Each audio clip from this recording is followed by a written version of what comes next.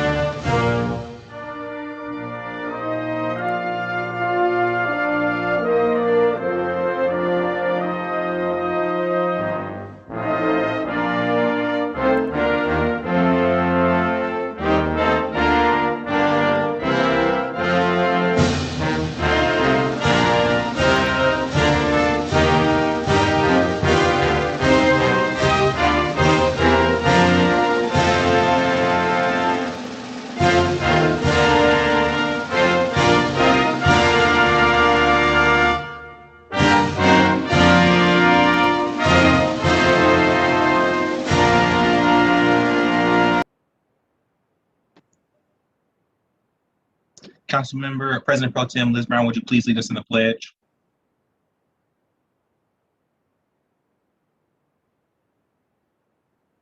I apologize, mute button. I pledge allegiance to the flag of the United States of America and to the republic for which it stands, one nation, under God, indivisible, with liberty and justice for all. This week, Council is appreciative to have co-pastor Colin Jones of Advent United Methodist, our United Church of Christ, to pray with us. Pastor. Good evening, everyone. Let us pray, please. God, we thank you so much for this opportunity that we can gather together. We thank you, O Lord, for our current leaders and what is on the agenda on today. God, as we are winding down this year and beginning a new year very soon, we understand that the weight of leadership is very heavy. There is so much unrest in this city at this time. Unrest and uncertainty over the election, unrest and uncertainty over a lack of financial resources, food disparities, families that have lost loved ones to COVID, vaccinations, and even over the latest officer-involved shooting of yet another Black man. We pray, oh God, that somehow, some way you will continue to use the leaders that have been elected to bring peace in the midst of chaos, to bring love in the midst of hate, and use us, oh God, as a community to be a supporter of them and let them know that they are not the only ones in the fight. But we all have to bind together and join together so that there can be peace, love, and harmony. We ask, oh God, that you will continue to empower everyone that's on this call right now. Amen.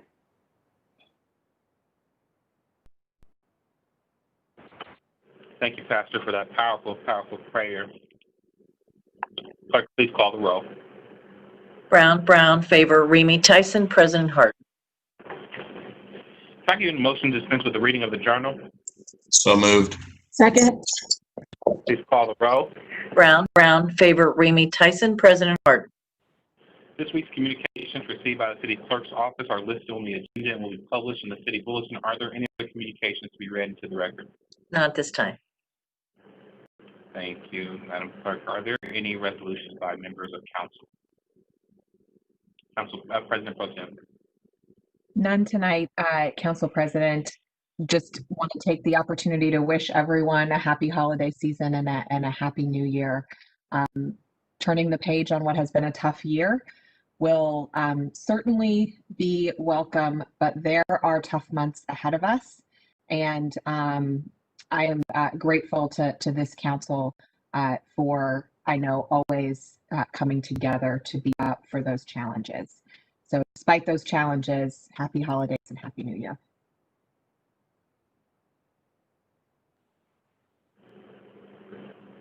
Thank you, President Pro Tem. Councilmember Mitch Brown. Thank you, Council President. I do have one resolution this evening. On November 17th, 2020, the Ohio Senate introduced Senate Bill 383, which will expand the locations at which there will be no duty to retreat before using force.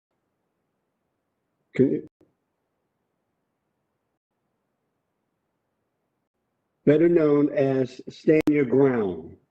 In light of the continued gun violence and increased gun-related deaths in our great city, I would like to introduce Resolution 0207X 2020 to express opposition to any action taken by the Ohio State Legislature to enact a stand your ground provision within the Ohio Revised Code.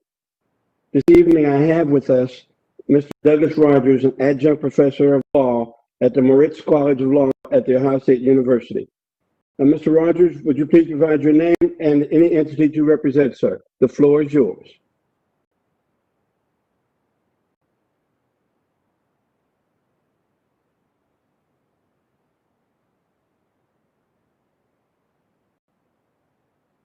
Okay. Can I go ahead? Yes, sir, you can now. Thank you. Sure. A law that eliminates any duty to retreat becomes a shoot whoever makes you nervous law, because eliminating any duty to consider an avenue of retreat bows to the subjective opinions, the biases of the shooter. Statistics show that when the shooter is white and the victim is black, the shooter is more likely to win on self-defense than when the shooter is black and the victim is white. The NAACP has explained, quote, stand your ground type laws undermine the civil rights of all Americans, and especially African Americans and other people of color who tend to be negatively stereotyped, unquote. The American Bar Association similarly found that, quote, the application of stand your ground laws results in racial disparities, unquote.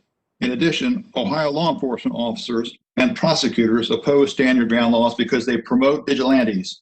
Last week, the chiefs of police of Cincinnati, Cleveland, Columbus, Dayton, Toledo, and Youngstown testified that pending stand your ground bills, quote, would threaten public safety by encouraging armed vigilantism and allow a person to kill another person in a public area even when he or she can clearly and safely walk away from danger, unquote.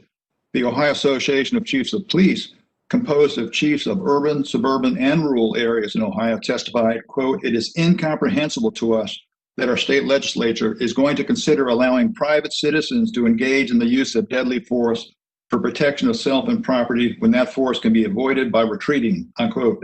The Ohio Prosecuting Attorneys Association testified, quote, Ohio prosecutors continue to oppose repealing the duty to retreat in areas outside the home or vehicle. Current laws help to promote public safety and does so without diminishing a person's right to self-defense. Proponents of stand your ground laws mischaracterize current Ohio self-defense law.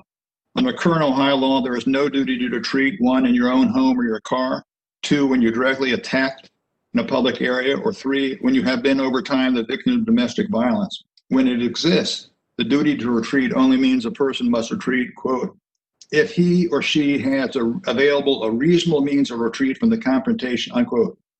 Proponents have not presented a single reported court case in Ohio in which current self-defense law was applied that resulted in injustice. Not a single case.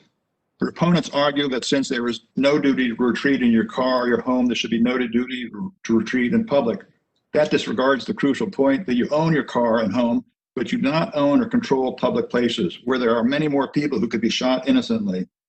Proponents of stand your ground suggest the government should not make gun owners think carefully about the use of their guns in dangerous situations, but the government does not say to drivers, don't think carefully when you're driving in dangerous situations.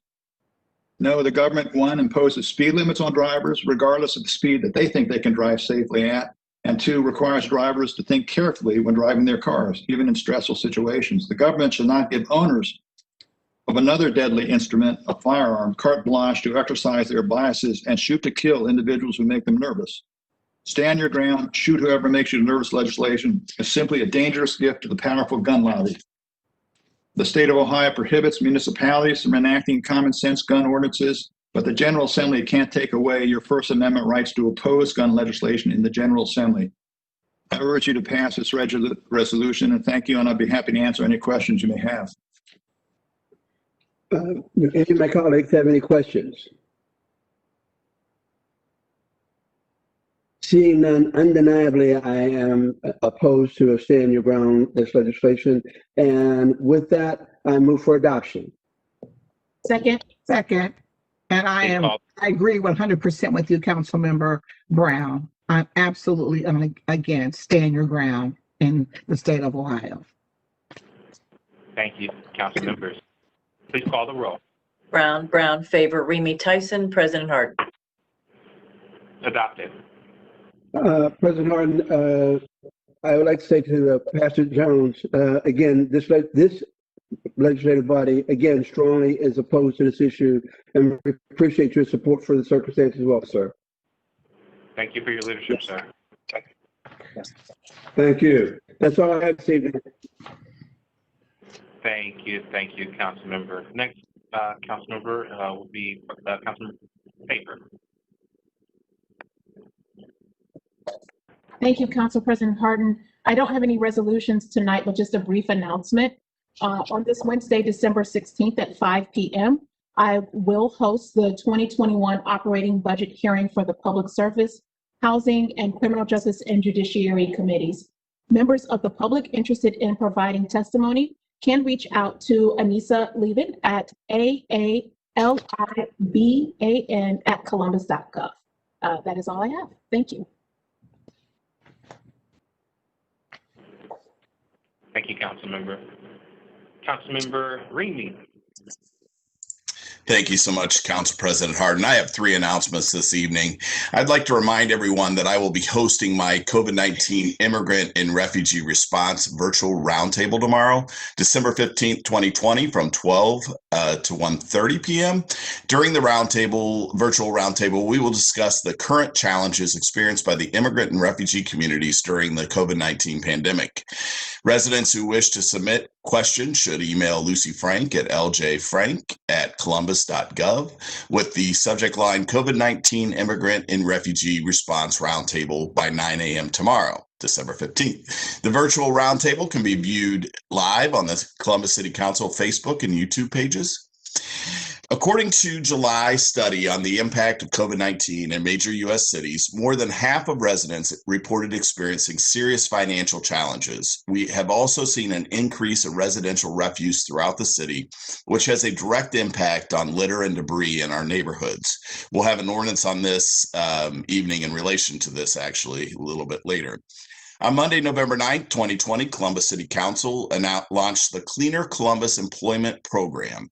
This program was designed to accomplish 2 tasks: provide temporary employment to local residents experiencing financial hardships due to COVID-19, and reduce the amount of litter and debris in opportunity neighborhoods. For 2 weeks, or close to 3 weeks, workers were paid a minimum of $15 an hour and deployed in the Linden, Franklinton, Hilltop neighborhoods, in addition to areas in South and East Columbus. This program proved to be a great success as the numbers were more than expected and very impressive. In 2019, the total weight collected during litter cleanups was 329,280 pounds. In just 3 weeks with the Cleaner Columbus Employment Program, they were able to collect 53% of the previous year's total weight in litter. Again, that was 53% of a non-COVID year's collection of litter by all the groups that have partnered with KCB in the past. That is Keep Columbus Beautiful. That generated, over the 3-week period, 5,789 total bags for a total weight of 173,670 pounds. I would like to say thank you to our partners that helped facilitate this program: the Franklinton Board of Trade, Hilltop Shalom Zone, Community of Caring Development Foundation, Community Development for All People, and the Afrocentric Personal Development Shop. Thank you for your partnership in making this an incredible success, and we look forward to continuing the program in 2021. Thirdly, I want to remind viewers that the application to become a member of the Council Residential Districting Commission goes live tomorrow, December 15, 2020. Please visit www.columbus.gov/districting commission to learn more. All applications will be due on Thursday, January 21st, 2021. If you have any questions whatsoever, please reach out to us at crdc@columbus.gov. Finally, I want to wish everyone a very safe and happy holiday season as we approach the new year. Especially thankful for the work that we've been able to accomplish on council with my colleagues and their families. I'd like to thank my staff and the staff of council, and also my family for their commitment to allow me to do what I do for the city of Columbus. 2020 has proven our city's resiliency throughout a relentless pandemic and has forced us to create true change in the face of racial inequality. I am hopeful for 2021 and hope you will continue to work with Columbus City Council to pass and promote more progressive and helpful legislation. Thank you, Council President. That is all I have this evening.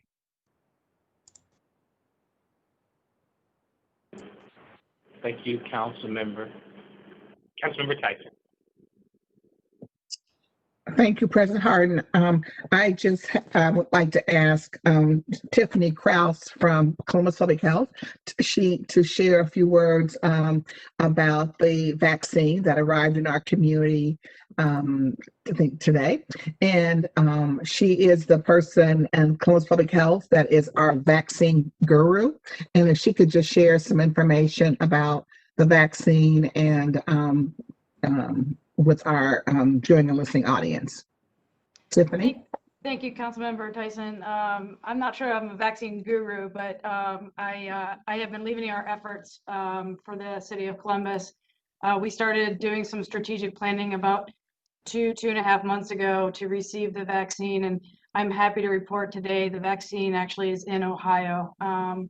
The Pfizer vaccine received emergency use authorization last Friday. It was approved by the CDC, and it arrived to 10 predispositioned hospitals in the state of Ohio, 2 of them here in the city of Columbus.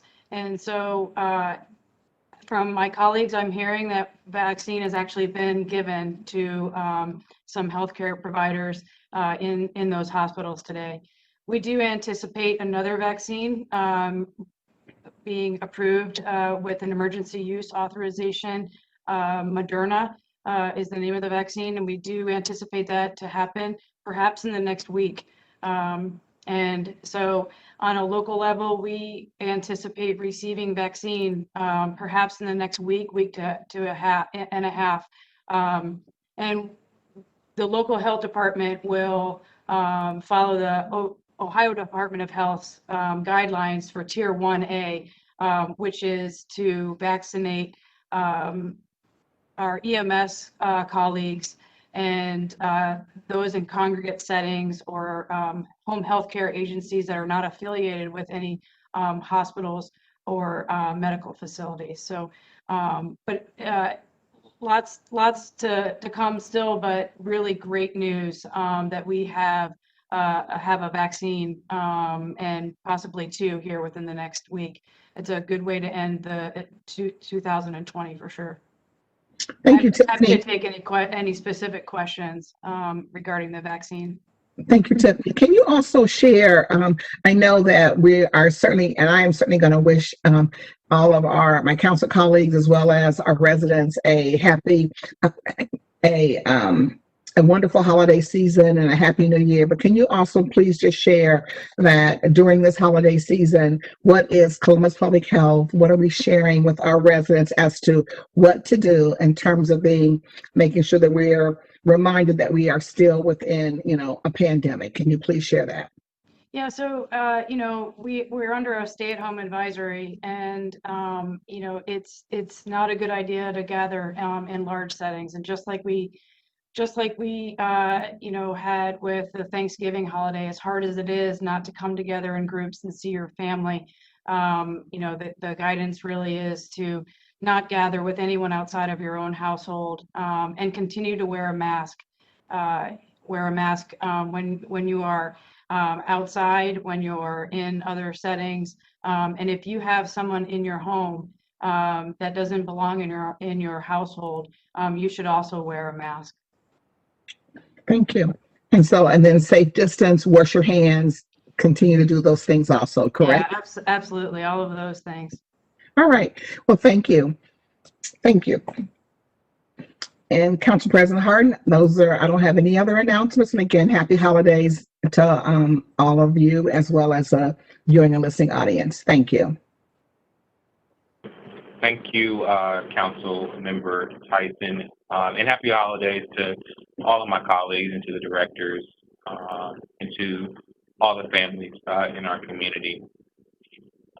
Before starting on legislation, I just wanted to take a moment to thank Ms. Pamela Payne.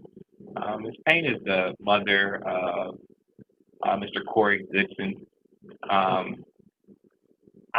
Casey Goodson, I am grateful for her strength and for her grace, but the truth is, I wish she didn't have to extend that grace. I wish she was not like countless other mothers who have lost their sons and who have to bury their sons. But she extended her grace over this weekend, over this last week, and we all needed it. As a community, we must continue to lift her up in our prayers. And when I talked to her last week, her words struck me deeply. She was vulnerable. She's hurting, but she was strong at the same time. She wants justice for Casey. And at the same time, she called for peace. And clearly our residents heard her voice as thousands came out to protest this weekend and to demand transparency, demand change, and demand justice for Casey. And it was a peaceful and beautiful demonstration. And investigations and justice take time, and we must all stay vigilant. And we owe it to Ms. Payne and we owe it to Casey to see this through. So please continue to lift their family and this community in prayer as we go through this process of getting to the truth and making sure justice is served. I also want to share, like I do at every council meeting, our COVID numbers. As of today, 522 of our neighbors in Columbus have passed away due to COVID-19, and that's 4 more since our last meeting last week. So, as Ms. Tiffany, our health commissioner, just said, please do those hard things, those heavy things, like keeping folks outside of your household, out your house, and wearing your mask and staying 6 feet away from each other for a little while longer, even as hope is on the way as the vaccine comes through. With that, are there any comments by our elected officials from Megan, from our commissioner, from our auditor, from, I see Ms. Talia here from the Treasurer's Office, and who's representing us from, Mr. Brian Shin from City Attorney's Office. Seeing none, are there any requests by members of council for the removal of an ordinance or resolution from the consent portion of the agenda? Seeing none, may we now have a motion to waive reading of title of 30-day legislation by the city clerk? So moved. Second. Please call the roll. Brown, Favor, Remy, Tyson, President Harden. Thank you. Will the clerk now read into the record the ordinance numbers of 30-day legislation on tonight's agenda? Finance Committee, Ordinance 2695-2020. Recreation and Parks Committee, Ordinance 2513-2020. Public Service and Transportation Committee, Ordinance 2223-2020. And Housing Committee, Ordinances 2875 and 2933-2020.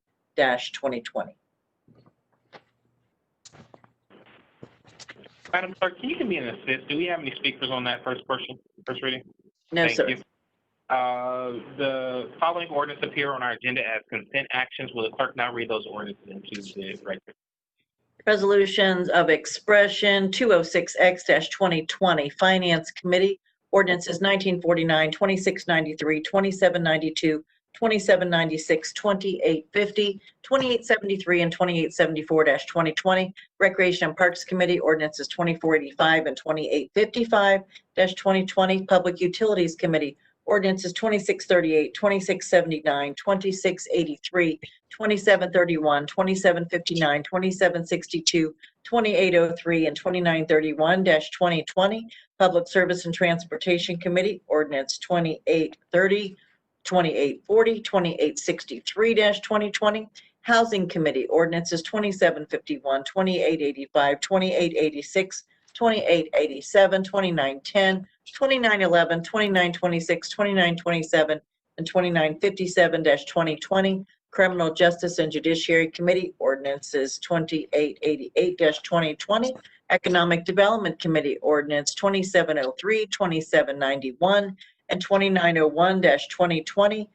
Administration Committee, Ordinance 2928-2020. Health and Human Services Committee, Ordinances 2434, 2642, 2785, 2811, 2831, 2867-2020. Small and Minority Business Committee, Ordinance 2900-2020. Appointments from the Mayor's Office numbered A0116, 117, 118, 119, 120. 121, 122, 123, 124, 125, 126, 127, 128, 129, 130, 131, 132, 133, 134, 135, 136, 137, 138, 139, 140, 141, 142, 143, 144, 145, 146, 147, 148, 149, and 150-2020.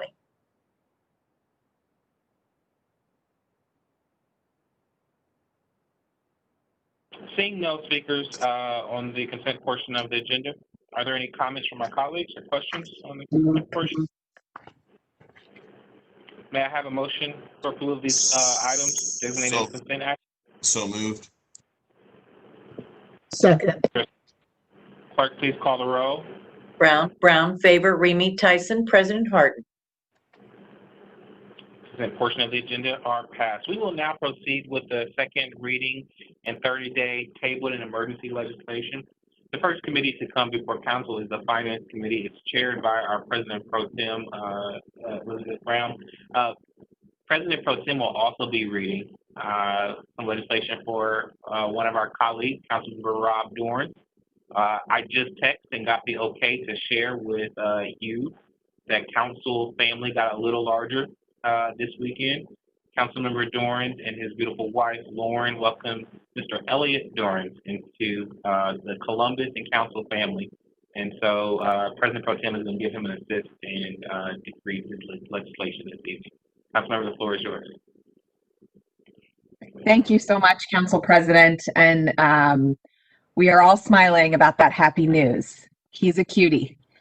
Well, tonight we're starting with Finance Committee, Ordinance 2345-2020 to adopt the 2021 Annual Action Plan, which implements the second year of the 5-year consolidated plan for the Community Development Block Grant, CDBG, Home Investment Partnerships, Emergency Solutions, ESG, and Housing Opportunities for Persons with AIDS, HOPWA programs, and to authorize the filing of the annual action plan with the U.S. Department of Housing and Urban Development and to declare an emergency. The 2021 annual action plan combines the application and planning processes for the federal HUD grants that are listed in the title into a single document. As a condition of receiving these federal grant dollars, the city is required to submit a 5-year consolidated plan with an annual plan to allocate funding submitted in each of the program years. These federal dollars represent investments in Columbus neighborhoods that focus on housing, development, and infrastructure needs. An important component of allocating these dollars is public feedback. This ordinance had its first hearing on October 26th, at which time it was tabled in order to allow for a 30-day public comment period, as well as a public hearing to review these investments, which I held on November 17th. I want to thank all the residents who provided feedback, the city departments, and also my council colleagues for their work to ensure that these dollars are invested in the most efficient and meaningful ways possible. I really appreciate this budget represents multiple departments coming together, working with finance. It's complex, and I appreciate the involvement of my colleagues who chair those multiple departments that come together. Are there any questions from colleagues or comments from colleagues before I move forward? Seeing none or hearing none, I'd like to request that this ordinance be removed from the table. Second. Please call the roll. Brown, Favor, Remy, Tyson, President Harden. Remove. And I'd like to request to amend as submitted to the clerk. Second. Please call the roll. Brown, Favor, Remy, Tyson, President Harden. Amended. And I move for passage. Second. Call the roll. Brown, Favor, Remy, Tyson, President Harden. Pass. Thank you. Next, we have ordinance 2616-2020 to authorize and direct the city auditor to appropriate and transfer $2,453,033.06 from the Economic Development Revolving Loan Fund 2249 to the Community Development Block Grant Fund 2248 and to declare an emergency. The City of Columbus maintains a cash balance in a revolving loan fund as part of the CDBG grant program.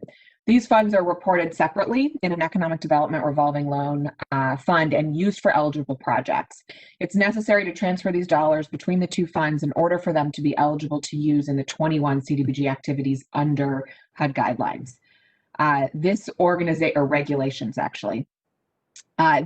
is being considered as emergency to allow these financial transactions to be posted in the city's accounting system without delay to ensure the city's accounting remains as accurate and up to date as possible.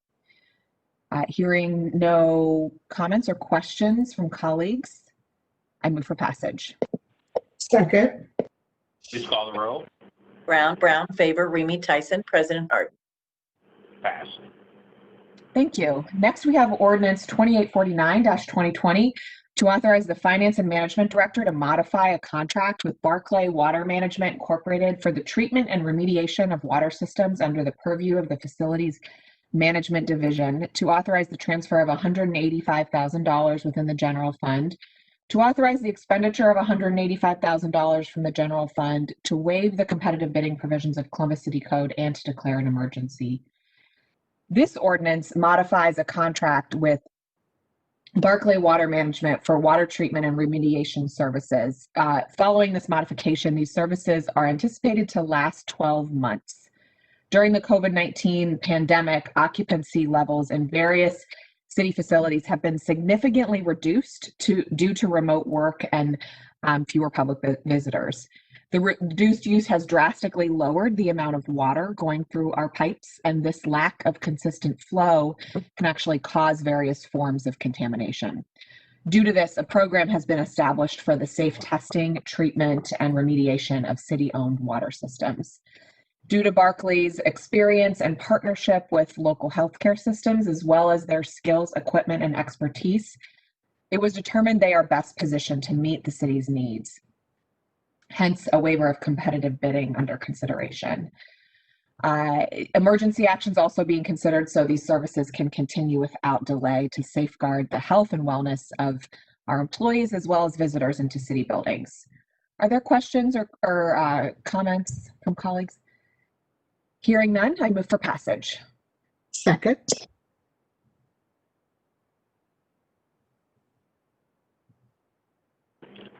Call the roll. Brown, Favor, Remy, Tyson, President Harden. Pass. Thank you. I'd like to go back to first reading for ordinance 2695-2020.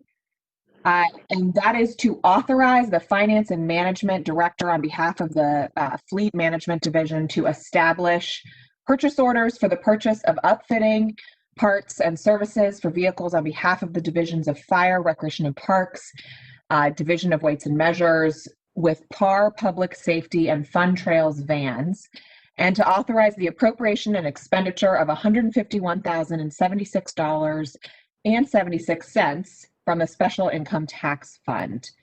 These purchase orders will be established through competitive bids. For the Division of Fire, vehicles covered include 4 command vehicles, 3 canine vehicles, 1 repair van, 1 academy van, 2 fire prevention vehicles, 8 fire station trucks, and 2 transit supply vehicles.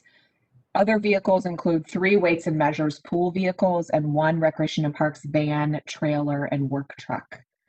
I request to waive second reading. Second. Please call the roll. Brown, Favor, Remy, Tyson, President Harden. Waived. And I move for passage. Second. Please call the roll. Brown, Favor, Remy, Tyson, President Harden. Passed. Council President, I also have ordinance 2898 to introduce from the floor. Please. It is ordinance 2898-2020 to authorize the appropriation of an amount estimated at $53,193,075, or the amount of monies actually received and allocated from the Bureau of Workers' Compensation rebate proceeds within the general fund, to authorize the transfer of the same amount to the general fund basic city services subfund, and to declare an emergency. This ordinance authorizes the appropriation and transfer of funds related to the refund of BWC proceeds by the state of Ohio to the city of Columbus. In October, the Ohio BWC began to process up to $5 billion in dividends to Ohio employers to ease the continued financial impact from the COVID-19 pandemic. As a result of this allocation from BWC, the city of Columbus estimates that about $53 million will be deposited into the general fund. This amount is expected to be included in the city auditor's revised 2020 revenue estimate. And this ordinance is needed to appropriate and transfer those proceeds. It is very rare to receive this level of one-time funds at such a late date in the year. I want to thank the auditor and finance department for their efforts to work with council on prudent appropriation with just weeks to go in the year. While principally a health emergency, I want to emphasize the continued economic threat of the COVID-19 pandemic. For the city, that means chiefly 2 things. First, the ability to provide core city services that all our residents rely on, including the very basic services that help us fight this pandemic. An economic downturn affects the city's budget and our ability to do those things. But second, the threat of instability or financial ruin for especially our most vulnerable residents, who were hit first and hit worst by the pandemic. This ordinance moves to transfer these one-time funds to basic city services tonight, and council will prioritize our consideration of those 2 very real economic threats as we continue budget deliberations over the next 6 or so weeks. Emergency action is being considered so that these proceeds can be formally appropriated and transferred without delay. Are there any questions or comments from my fellow council members? Councilmember Pro Tim Brown. Yep, please. Appreciate the ordinance from the floor tonight. Obviously, this is a big amount of money, I would expect, and I will urge the administration to work with council as we move forward into 2021 to help appropriate these funds. It will be the expectation of this council, actually, that will happen. And so even though they won't be considered carryover dollars, I would expect us to work to help meet the needs of the most vulnerable within the city of Columbus. And thank you for bringing it forward. Thank you, council member. Any other questions or comments from colleagues? Well, seeing none, I think that's exactly right. And council's budget deliberations over the next 6 or so weeks are different from what they ever have been, right? We are in the middle, or at least ever is always a strong word, but in my time on council, this is a different type of budget deliberation. We are in the midst of the reimagining public safety process. We are in the midst of a continued health, economic, and human services threat. And all of those things come together as council deliberates over the next several weeks. So hearing no further comments or questions, I will move for passage. Second. Please call the roll. Brown, Favor, Remy, Tyson, President Harden. Pass. Great. Thank you. May I move to Recreation and Parks, Council President? Please. Thank you. In Recreation and Parks, we have Ordinance 2814-2020 to authorize the Director of Recreation and Parks to enter into contract with 2K General Company Incorporated for the Adventure Center roof and canopy construction project, to authorize the transfer of $1,179,360 within the Rec and Parks voted bond fund, to authorize the amendment of the 2020 capital improvements budget, to authorize the expenditure of $1,248,500 from the Recreation and Parks voted bond fund, and to declare an emergency. The Adventure Center, which is located in Franklin Park, is currently used by the department's therapeutic recreation section, offering programming that is modified to meet the needs of individuals with varying abilities. Some of the programming that's offered includes blind soccer, wheelchair basketball, and adaptive hockey. Additionally, the department's therapeutic recreation program is also home to the U.S. Olympic and Paralympic Club for Central Ohio, which promotes excellence in the lives of people with different physical abilities and visual impairments.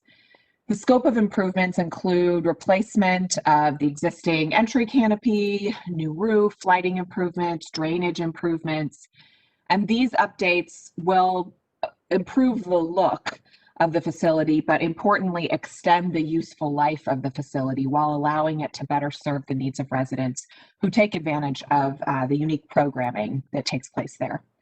4 bids were received for the project, and it was determined that 2K was the lowest and most responsive bidder. So emergency actions being considered tonight in order for the project to start as soon as possible with the target completion of spring 2021. Keeping the impact on center users to a minimum, specifically the Asian Festival, which is tentatively scheduled to use the facility in May, pending, of course, where we are as a city, as a country, as a globe when it comes to the pandemic. Any questions or comments from colleagues? Seeing none, I move for passage. Is there a second? Second. Please call the roll. Brown, Favor, Remy, Tyson, President Harden. Pass.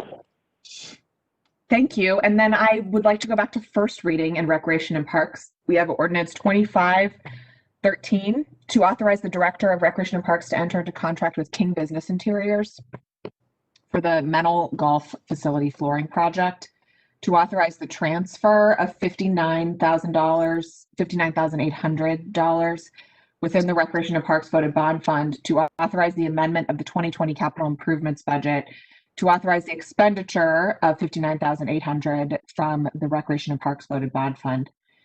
The mental golf course has an event space with capacity to accommodate 250 guests.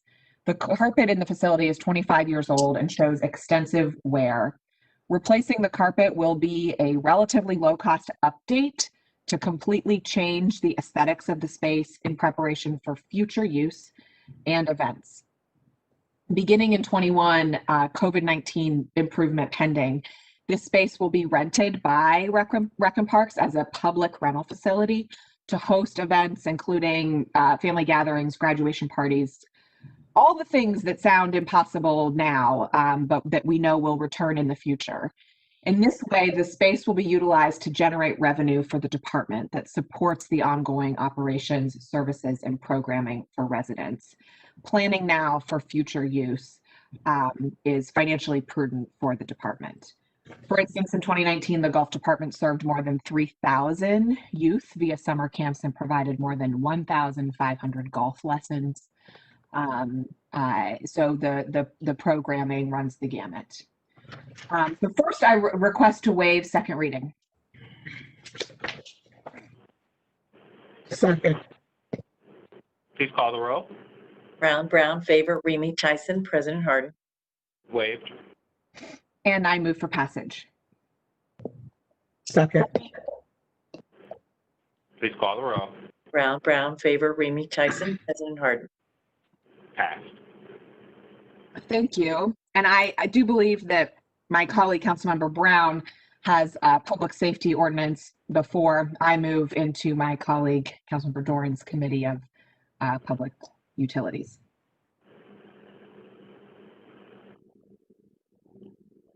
I have no problem deferring to you, President Pro Tem. I think the clerk requested we keep it in order, so I was going to follow her lead because she is the actual boss. I understand. We do know that. The clerk is the boss. So next before council is the safety committee. That committee is chaired by Councilmember Mitch Brown. Councilmember, the floor is yours. Look at Miss Angie blushing now. Thank you, Council President. Tonight I have ordinance 2969, 2020 to authorize the Columbus City Council to enter into a grant agreement with Elements of Change in support of their End the Violence Crisis Management Initiative to authorize an appropriation and expenditure of $45,468 within the Public Safety Initiative Subfund and to declare an emergency.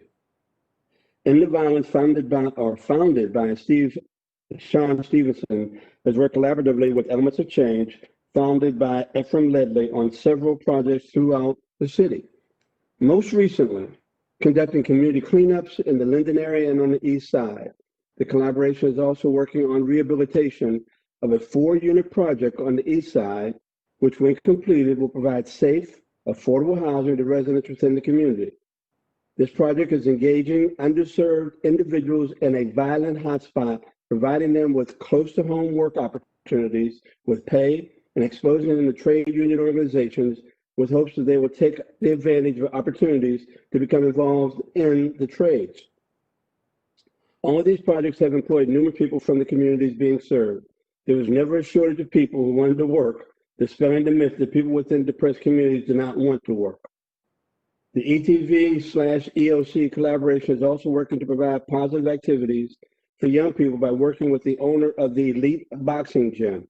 This gym serves as a safe place for those young people who do not normally participate in conventional corporate programs, where they are encouraged to become physically fit, disciplined in their behavior, and to interact with others in a positive manner.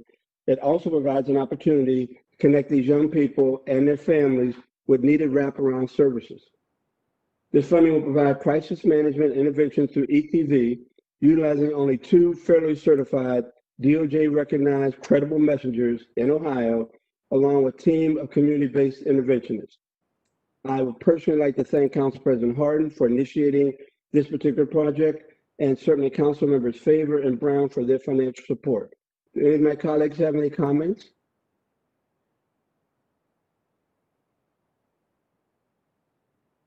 President Harden, no comments, sir? There's seeing none? Yes, sir. I thought you were talking about another President Harden. I apologize. Ordinance 2696. I appreciate you for your leadership, Mr. Chair. I went out to the boxing gym on Livingston Avenue that this team operates out of part-time. I went there truthfully because Mr. Chair told me about it, told me about work that was being done. You know, there are so many young folks that need support in our city. Sean Stevenson and the team have relationships in areas of our city that are most impacted by gun violence. I view this as just one small way in which council can push forward our Reimagining Safety initiative through investing in street-level, community-level violence intervention and prevention work. This by no means ends how what we will invest in violence prevention this year, but it's an important step. I want to thank Councilmember Favor, Councilmember Mitch Brown, and all of my colleagues, President Pro Tem Elizabeth Brown, Councilmember Tyson, all of our colleagues for supporting this effort. There have been tough nights in certain parts of our community, and there are folks out there who aren't getting paid, who aren't necessarily wearing a city badge, but they're connecting with people who need to be connected with. I think that these council dollars go a long way in supporting that work, and it's part of a larger fabric of support that we are investing in our community. So I appreciate your leadership, and I appreciate all of my colleagues for supporting this ordinance. Yes, Councilmember Favor. Yeah, so I want to echo the comments made by Council President Harden. I think Council has, for the better part of this year, really owned this conversation around what reimagining public safety from our perspective looks like from a legislative perspective. And, this conversation of reimagining encompasses so much more than just public safety. Public safety obviously is top of mind, especially in this given moment as our community is grappling with the death of Mr. Casey Goodson. But with that being said, I think that it's important to acknowledge that a lot of reimagining is going to come from the community. We want it to come from the community, people who are doing this work on the ground every single day, and us, City Council, reinvesting in our community, supporting these community-led initiatives and programs.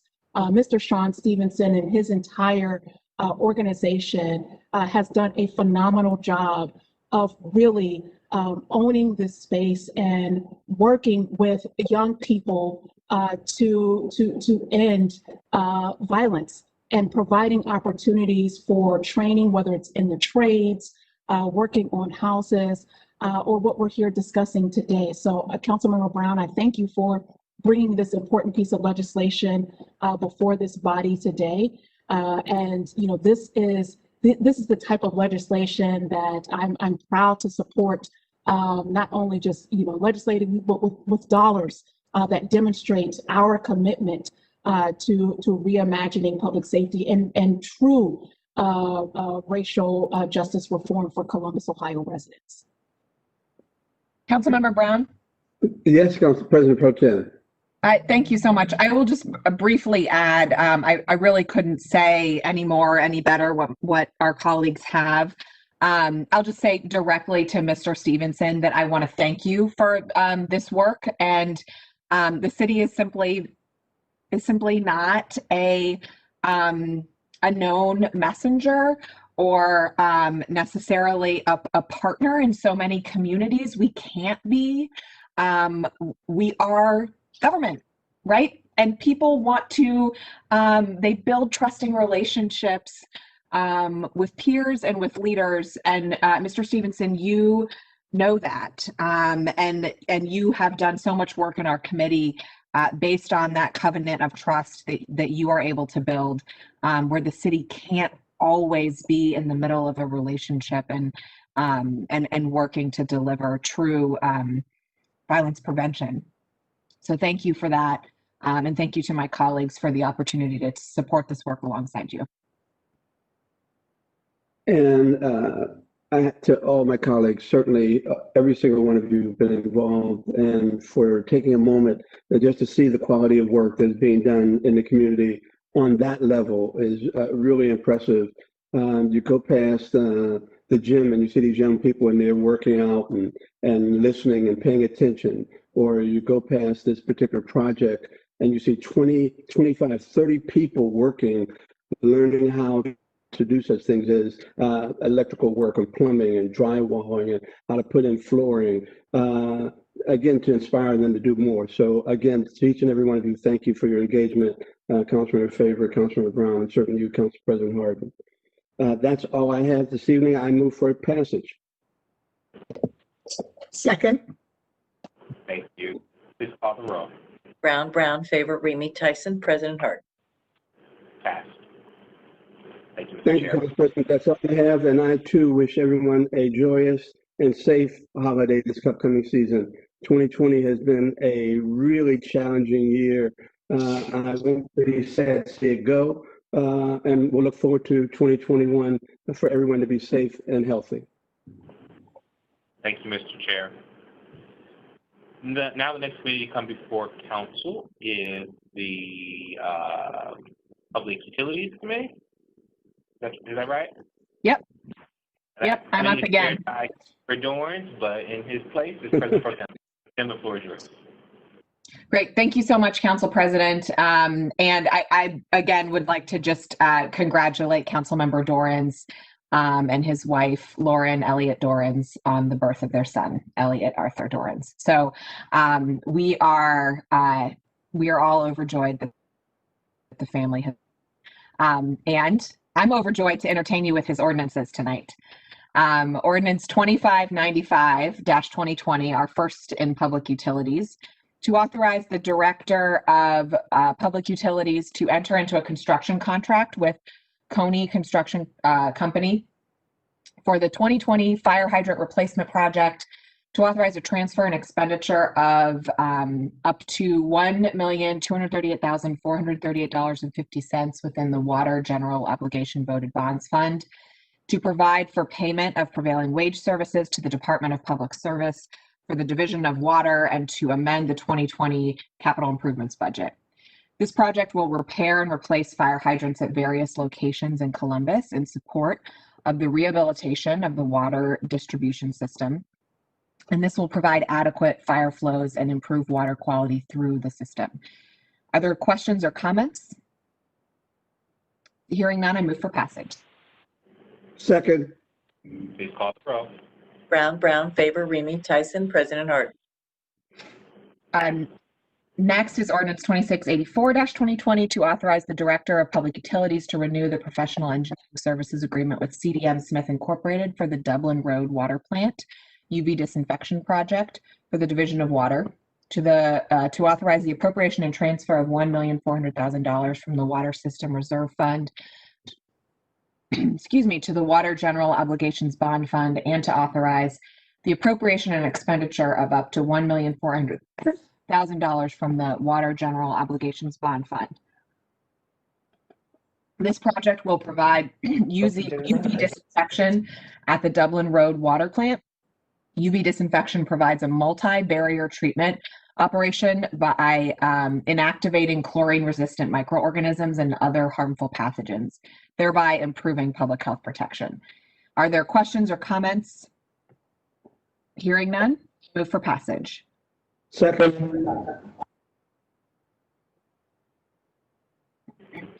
Please call the roll. Brown, Favor, Remy, Tyson, President Harden. Passed.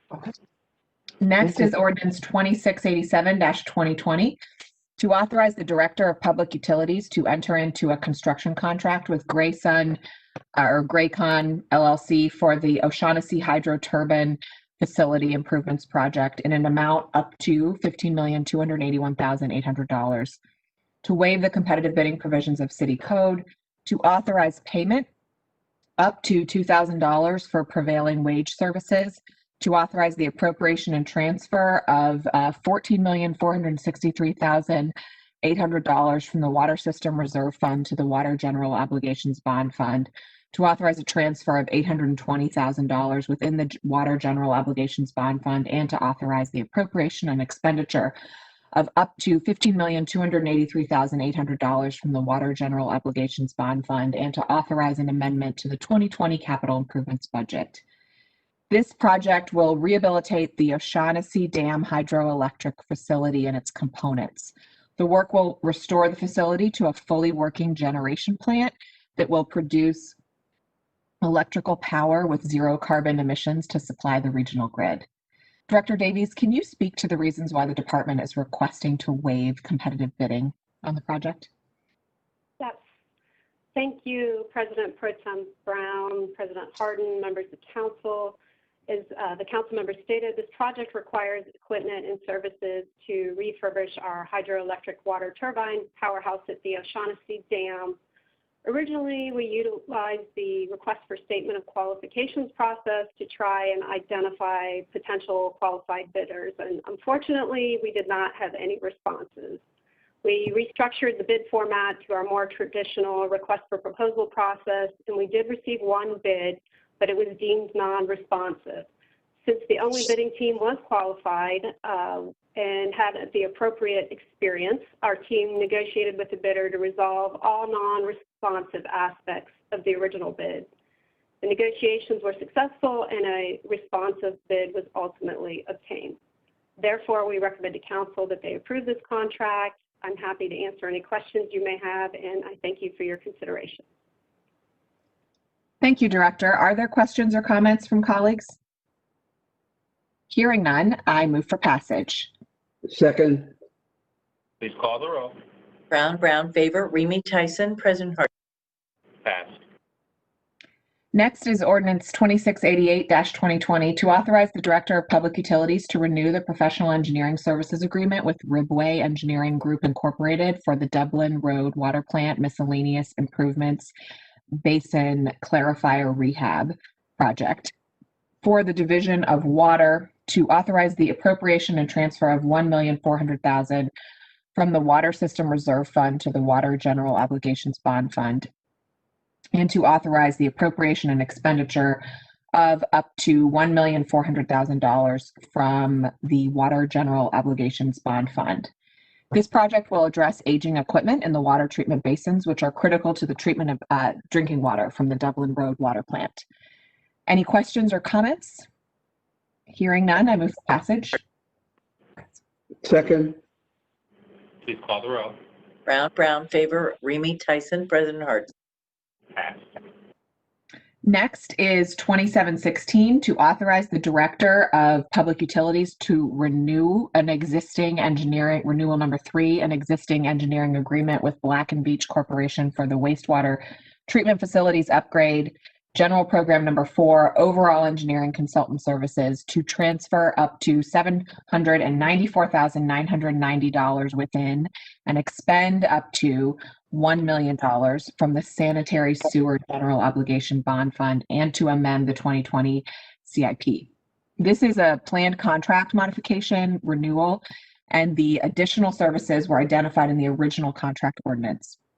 This work was originally planned as a 6-year effort funded by annual renewals because the project stretches across several funding years and because the nature of the work requires Black & Beach to develop a deep and detailed understanding of our plants and how we operate them. The wastewater treatment facilities upgrade project assists and guides the city in decision-making on environmental issues, which have a direct impact on the capital improvement program budget to address environmental needs. Any questions or comments? Hearing none, I move for passage. Second. Please call the roll. Brown, Favor, Remy, Tyson, President Harden. Passed.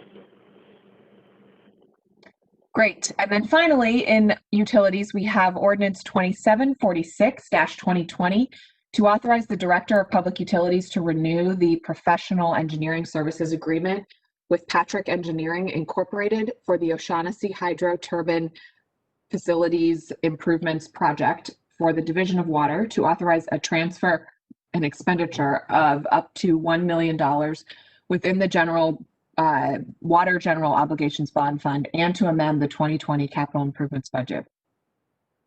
This legislation is related to the ordinance passed months ago for work at the O'Shaughnessy Dam hydroelectric facility.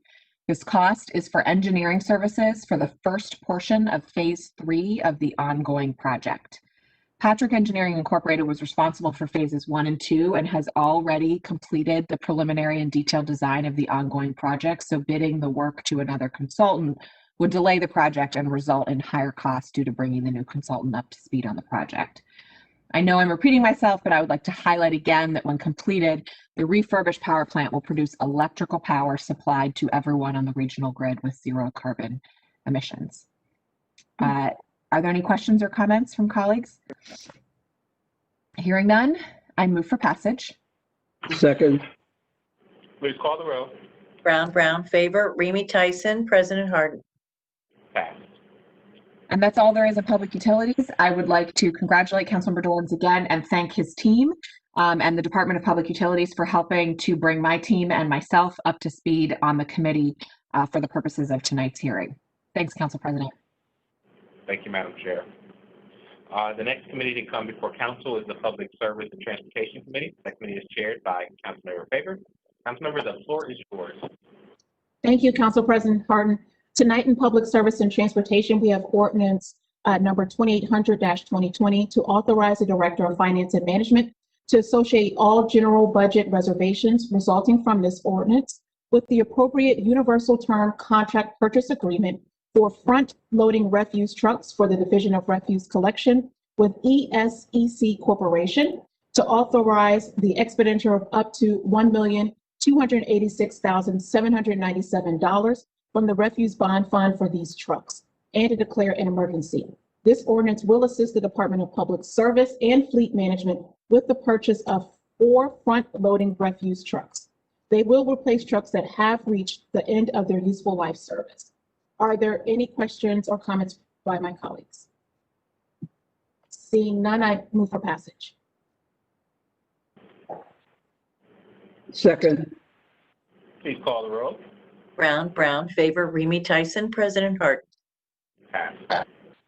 Council President Harden, may I go back to first reading? Sure.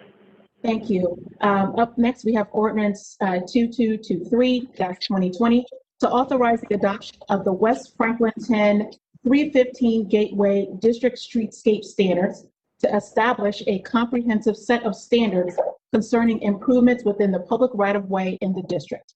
The West Franklin 315 Gateway District Streetscape Standards constitute a comprehensive set of standards addressing improvements within the public right-of-way, including sidewalks, curbs, crosswalks, street lighting, traffic signals, street furniture, landscaping, green infrastructure, public art, medians, and outdoor dining. On July 14th, 2020, the Franklinton Area Commission unanimously approved recommending City Council formally adopt the West Franklin 315 Gateway Streetscape Standards and supported the implementation of the companion design guidelines developed concurrently through public-private partnerships. Are there any questions or comments by my colleagues? Seeing none, I move for passage. Second. Please call the roll. Councilmember, do you need to waive second reading on that, please? Oh, my apologies. First, I moved to waive second reading. Second. Please call the roll. Brown, Favor, Remy Tyson, President Harden. And now I move for passage. Second. Excuse me. Please call the roll. Brown, Favor, Remy Tyson, President Harden. Passed. Thank you. Council President, may I move on to housing? Sure. In housing, we have ordinance 2929-2020 to authorize the Director of the Department of Finance to execute a letter authorizing the Capital South Urban Redevelopment Corporation to use $3,580,000 from DHIF to make a grant to the Columbus Downtown Development Corporation for the purchase of 497 East Town Street, which the Columbus Downtown Development Corporation will use for the construction of 80 to 100 units of housing on the site affordable to 60% AMI, 80% AMI, and 100% AMI households, and to declare an emergency. Director Stevens, can you provide us with some additional background on this request? Yes, thank you, President Harden, Chair Favor, members of council. Back in 2001, the city entered into an agreement with Capital South and provided them approximately $5 million of funds that could be used in their Downtown Housing Incentive Fund, or the DIF. CDDC and Capital South has approached the city about a project they're looking to invest in that's 100% affordable, and they would ask the consent of council for the finance director to sign the agreement, sign the letter per the original agreement to utilize those funds. I'd be happy to answer any questions. Thank you, Director Stevens. Are there any questions for Director Stevens this evening? Seeing none, I would excitedly move for passage. Madam Chair, I would just say that this is the kind of project that we love to see. It's a great partnership in downtown, taking a empty lot and really leaning into affordability. So I appreciate your leadership. I appreciate the CPC and Director Stevens. Thank you for shepherding us along. Please call the roll. Is there a second? Yeah, let me enthusiastically second that, please. Please call the roll. Brown, Favor, Remy, Tyson, President Harden. Thank you. Next in housing, we have ordinance 2932-2020 to authorize the Director of Development of the Department of Development to execute a professional services contract with Gans and Associates in an amount up to $50,000 for the purpose of providing employee recruiting services and a leading national search for the position of Assistant Director of Housing, to waive the competitive bidding requirements of Columbus City Code, Chapter 329, to authorize the appropriation and expenditure up to $50,000 from the Neighborhood Economic Development Fund, to authorize the payment of expenses starting December 15th, 2020, and to declare an emergency. If you can't tell, I'm really excited to bring forth this ordinance this evening as it officially kicks off our search for the Assistant Director of Housing. I began advocating for this position because I truly believe we need a policy expert who will be 100% focused on developing innovative solutions to combat our housing crisis. I look forward to engaging this search firm to help us with this effort. Director Stevens, can you speak to the waiver of competitive bidding as well as provide any additional comments that you would like to add at this time? Thank you, President Harden, Chair Favor, members of council. I too share your excitement about starting this process to search across the country for the best individual that we could find to lead our housing policy efforts and strategy. We went with Gans and are asking for this waiver because they are a nationwide leader in recruiting executives and senior staff in housing positions. Thank you so much, Director. Are there any questions or comments by my colleagues? Seeing none, yes, Councilmember Tyson. Thank you, Chairwoman Favor. I'm excited about this legislation this evening, and certainly, hopefully, we'll get a person here that can be working with the Department of Zoning as we're looking at our new zoning code, because our zoning code is, affordable housing is going to be a key component of the zoning code. So I'm excited about this legislation. Look forward to the city hiring the best person in the country to come and help lead our affordable housing. And thank you. Well, this housing, but I care a lot about affordable housing. So thank you. Yes, thank you so much, Councilmember Tyson. Any additional comments? Seeing none, I would move for passage. Enthusiastically second. Please call the roll. Brown, Favor, Remy, Tyson, President Harden. Pass. Thank you. Council President Harden, may I go back to first reading for housing? Is that a yes? Okay, great. Was a yes. Oh, okay. I didn't see your box. Okay. My bad. We have ordinance 2875-2020 to authorize the Columbus City Council to modify the appropriation to the Central Ohio Area Agency on Aging for continued support of the Housing Assistance Program by adding $75,000 and allowing changes in services based on need, to authorize an appropriation within the Neighborhood Initiatives Subfund, and to authorize a cash transfer between the Neighborhood Initiative Subfund and the COAAA Grant Fund to authorize the appropriation in the COAAA Grant Fund. I'd like to invite Lynn Dobb with COAAA to give additional comments on this ordinance. Ms. Dobb, are you there? Oops, I am here. Thank you. Hi, thank you for being here this evening. Sure. To Council President Shannon Harden, Council President Pro Tem Elizabeth Brown, Council Shayla Favor, and Columbus City Council members. On behalf of the Central Ohio Area Agency on Aging, I want to extend our true gratitude and appreciation for supporting our seniors confronted with housing insecurity. During these unprecedented times, we have experienced a 27% increase in requests for rent, mortgage, and utility assistance. The $75,000 funds allocated to the Housing Assistance Program, also referred to as HAP, allows us to continue to meet the growing demand and needs from our Columbus senior citizen residents. These funds have enabled us to collaborate with our partner agencies, Impact Community Action Organization, Compass, a faith-based program administered through Broad Street Presbyterian Church, as well as several community agencies and programs serving Columbus residents. These collaborations are pivotal in terms of alleviating the emotional stress and fear of our most vulnerable population of becoming homeless. We want to extend special thanks to Council Shayla Favor and her legislative aide, Tanisha Hardin, and legislative assistant, Anissa Lieben, for their advocacy and quick response in addressing some of the most challenging housing dilemmas we've confronted this past year. Thank you, sincere thank you, for being available to share your support and expertise. Your continued financial support allows our agency to sustain our mission to enrich the lives of senior citizens, support caregivers and their families, and strengthen our community. And again, thank you for your generosity. Thank you, Ms. Dobb. And, from the bottom of my heart, I can't thank you and all of the housing advocates at COAAA for an incredible partnership this year as we worked collaboratively to make sure our seniors had roofs over their heads during this pandemic. So thank you so much for the work that you continue to do in this space. Are there any additional comments by my colleagues?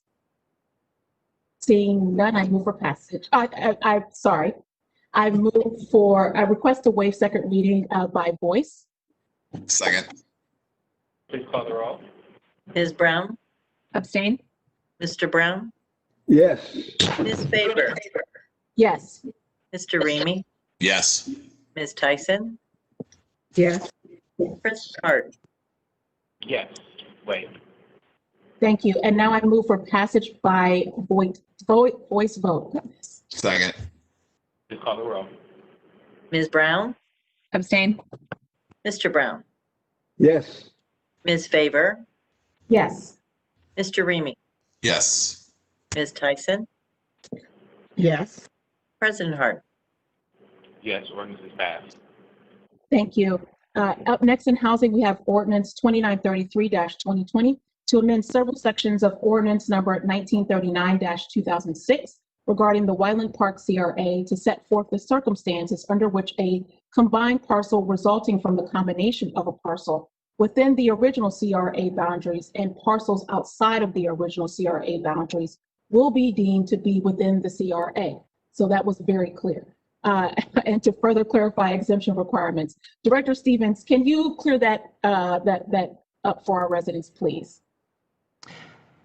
Thank you, President Hardin, Chair Favor, members of council. What we're trying to do here is for those rare instances where we have two parcels that are combined, one in a tax abated area and the other not, we're making it allowable for that combined parcel to be abated. It's just a clarification going forward so there's no confusion. Thank you, Director. Are there any questions or comments for Director Stevens by my colleagues? Seeing none, I request to waive second reading by voice vote. Second. Please call the roll. Ms. Brown? Yes. Mr. Brown? Yes. Ms. Favor? Yes. Mr. Remy? Yes. Ms. Tyson? Yes. President Hart? Yes. Ordinance is waived. I apologize. I didn't need to call a voice vote there. I'm just so excited about the housing czar this evening. Clerk Bevins, do I need to do a voice vote for moving for passage? No, ma'am. Okay, I move for passage. Second. Please call the roll. Brown, Favor, Remy, Tyson, President Harden. Passed. Thank you, Council President Harden, and may I follow criminal justice and judiciary? Please. Up next, we have ordinance 2742-2020 to authorize the municipal court clerk to enter into the contract with Claire Vista LLC for the purchase of kiosks, to waive the competitive bidding provisions of City Code Chapter 329, to authorize the expenditure of $58,625 from the municipal court clerk computer fund, and to declare an emergency. I'd like to invite municipal court clerk Lori Tyak to provide us with the background on this ordinance, as well as speak to the waiver of competitive bidding. Welcome, Clerk Tyak. Oh, you're on mute, Clerk. Thank you so much. So we're talking about the kiosks, correct? Yes, and everyone can hear me. I just wanted to say thank you to all of you, Councilmember Favor and President Harden, Pro Tem Brown, Council Members Remy, Tyson, and Brown, and staff. It's been wonderful working with you this past year, and it hasn't always been an easy situation, but I just appreciate all of your support, and it means a lot. We are in the process of ordering 5 additional kiosks, and we have 5 kiosks currently, and the purpose of them originally was to be used in the main jail, Jackson Pike facility, and also the new jail when it was completed. And we were going to be taking payments from individuals who were under arrest, who were either charged with a bondable offense, in other words, they could pay a bond and be released instead of processed through the jail, or they could pay what they owed and then be released. So before we got to that point, we were working with the sheriff's office on a strategic look at each kiosk. COVID hit, and we had to modify our operations based on face-to-face interactions that we have on a daily basis at the courthouse. The court did take some extraordinary precautions and arranged for traffic cases and eviction cases to be heard at the convention center. That gave them a little bit more space to spread out. Typically, we have about 300 or less traffic hearings every day. And we also have about 100 evictions every day that are being processed down now at the convention center, which is pretty exciting. And what we found was, by moving the 5 kiosks down to the convention center, that we could provide excellent services without having that face-to-face interaction through video cameras and a telephone on the other end. We have received about 1,500 to 2,000 transactions of payments. We've had many questions asked to us by the public, attorneys, and those who frequent the space down there regarding evictions and traffic cases. I know that we had some pictures that might rotate during my speech, so feel free to put those up. The kiosks are currently being used down at the convention center to take credit card payments for traffic citations. We're also accepting eviction payments from landlords and attorneys who wish to file documents to begin the process of having notices posted by the sheriff's office. And as I mentioned before, we answer a multitude of questions routinely from the public. This is a picture of our second floor right outside traffic court. You can see the 2 gentlemen standing there using the kiosk. The one kiosk is open that's closest to us. There's a video screen there, and my staff can actually see the individual they're speaking to. We are working on adding video cameras to our computer desktops. There was quite a shortage in the beginning of the pandemic, and so we have just recently received them. We plan to add those to our desktops at the office so that our customers will be able to see our faces as well. So based on the success that we've had down at the convention center, we wanted to purchase 5 additional kiosks for use in the courthouse. This is actually, again, that's the second floor, I believe, a couple of kiosks that are being used. Can't see, I think it's the evictions court, that's first floor. But we hope to purchase 5 additional kiosks for use at the courthouse to assist individuals. So when they come out of the courtroom after having their hearing, they could go right to the kiosk, ask us a question using those kiosks' telephones.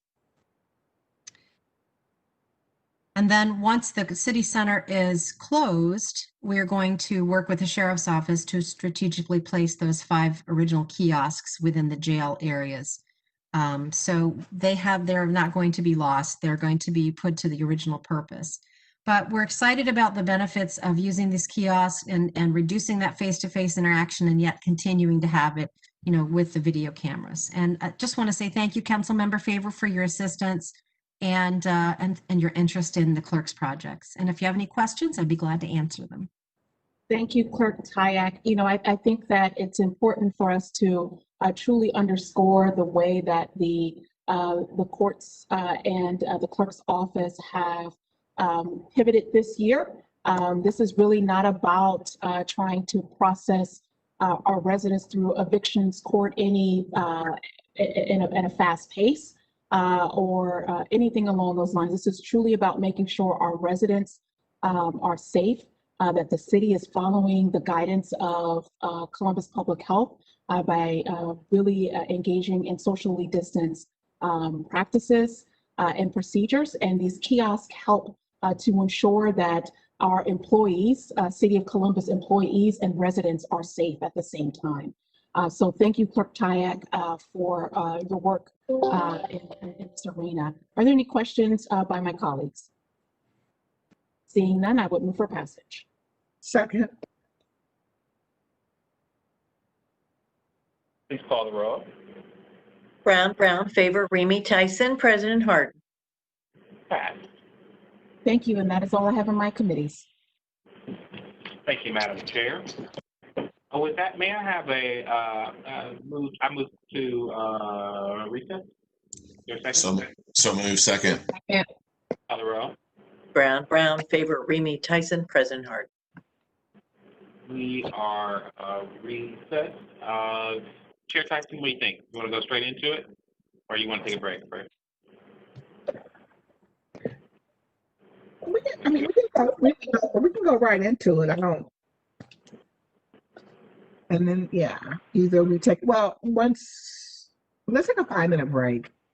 Got it. 5 minutes. Let's get everybody set up. Thank you. Yes, ma'am.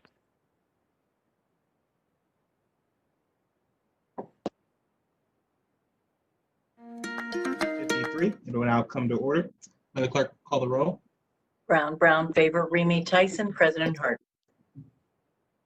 Can I get a motion to dispense with the reading of the journal? So moved. Second. Please call the roll. Brown, Favor, Remy, Tyson, President Harden. All right. We'll now go to the zoning committee.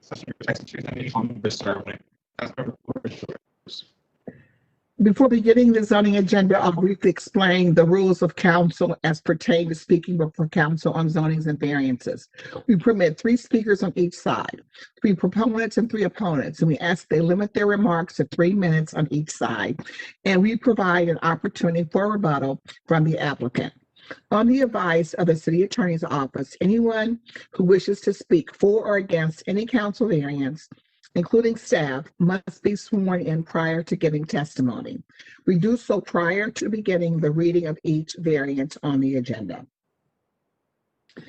Ordinance number 2711-2020 to rezone 3111 Hayden Road, being 5.34 acres located on the south side of Hayden Road, 500 feet east of Riverside Drive from PUD8 Planned Unit Development District to LAR2 Limited Apartment Residential District.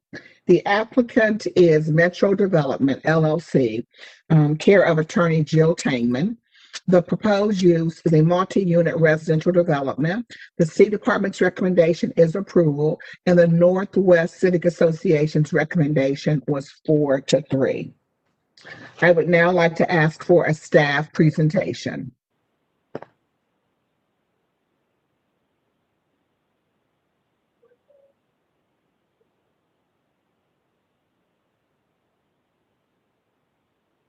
The site is developed with an with an exercise and health facility in the PUD 8 Planned Unit Development District. The applicant is requesting the LAR2 Limited Apartment Residential District to permit a 204-unit apartment building.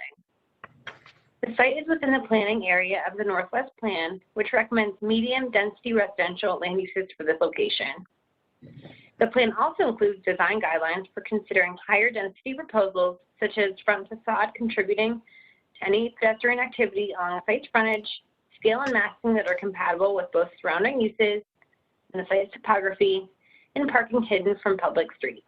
The limitation text commits to a site plan and includes provisions for screening, building design, lighting, and graphics provisions. The request will allow a residential development that is compatible with the adjacent residential development. The site plan incorporates screening of the parking lot to the greatest extent possible from Hayden Road, buffering of adjacent lower density residential uses with the preservation of a stream corridor protection zone, and a centralized amenity space that contributes to the Hayden Road streetscape. Additionally, the planning staff is supportive of the building elevations as they are consistent with the design guidelines of the Northwest Plan. The concurrent council variance has been submitted to reduce the building and parking setback lines and the required number of parking lot trees. The City Department's recommendation is for approval, and I'd be happy to answer any questions. Thank you, Kelsey. Are there any questions for Kelsey? Seeing none, I would now like to have a presentation or statement from the applicant, Attorney Jill Tangman. Jill? Thank you very much, President Hardin, Councilmember Tyson, and council members. Thank you for this time this evening. This is a unique site in many ways, and of course, somewhat of an unfortunate situation. The Sawmill Athletic Club has been there almost 30 years. I know that it has been a landmark in the community for a long time. However, in many ways, the building is also a dinosaur. It is in need of significant repair. And unfortunately, due to the pandemic, our athletic club membership is down significantly. The owner of the club is now losing about $100,000 a month in revenue. They're in very dire straits, and they will likely be closing the club regardless of what happens with this rezoning. Knowing that they wanted the site to be productive rather than having this very large athletic club sitting vacant, unproductive, an eyesore that's not productive for the community. And so they decided to rezone the site for multifamily, mostly because everything that surrounds the site is multifamily. And we felt that that would be the most compatible use rather than trying to look for another commercial use.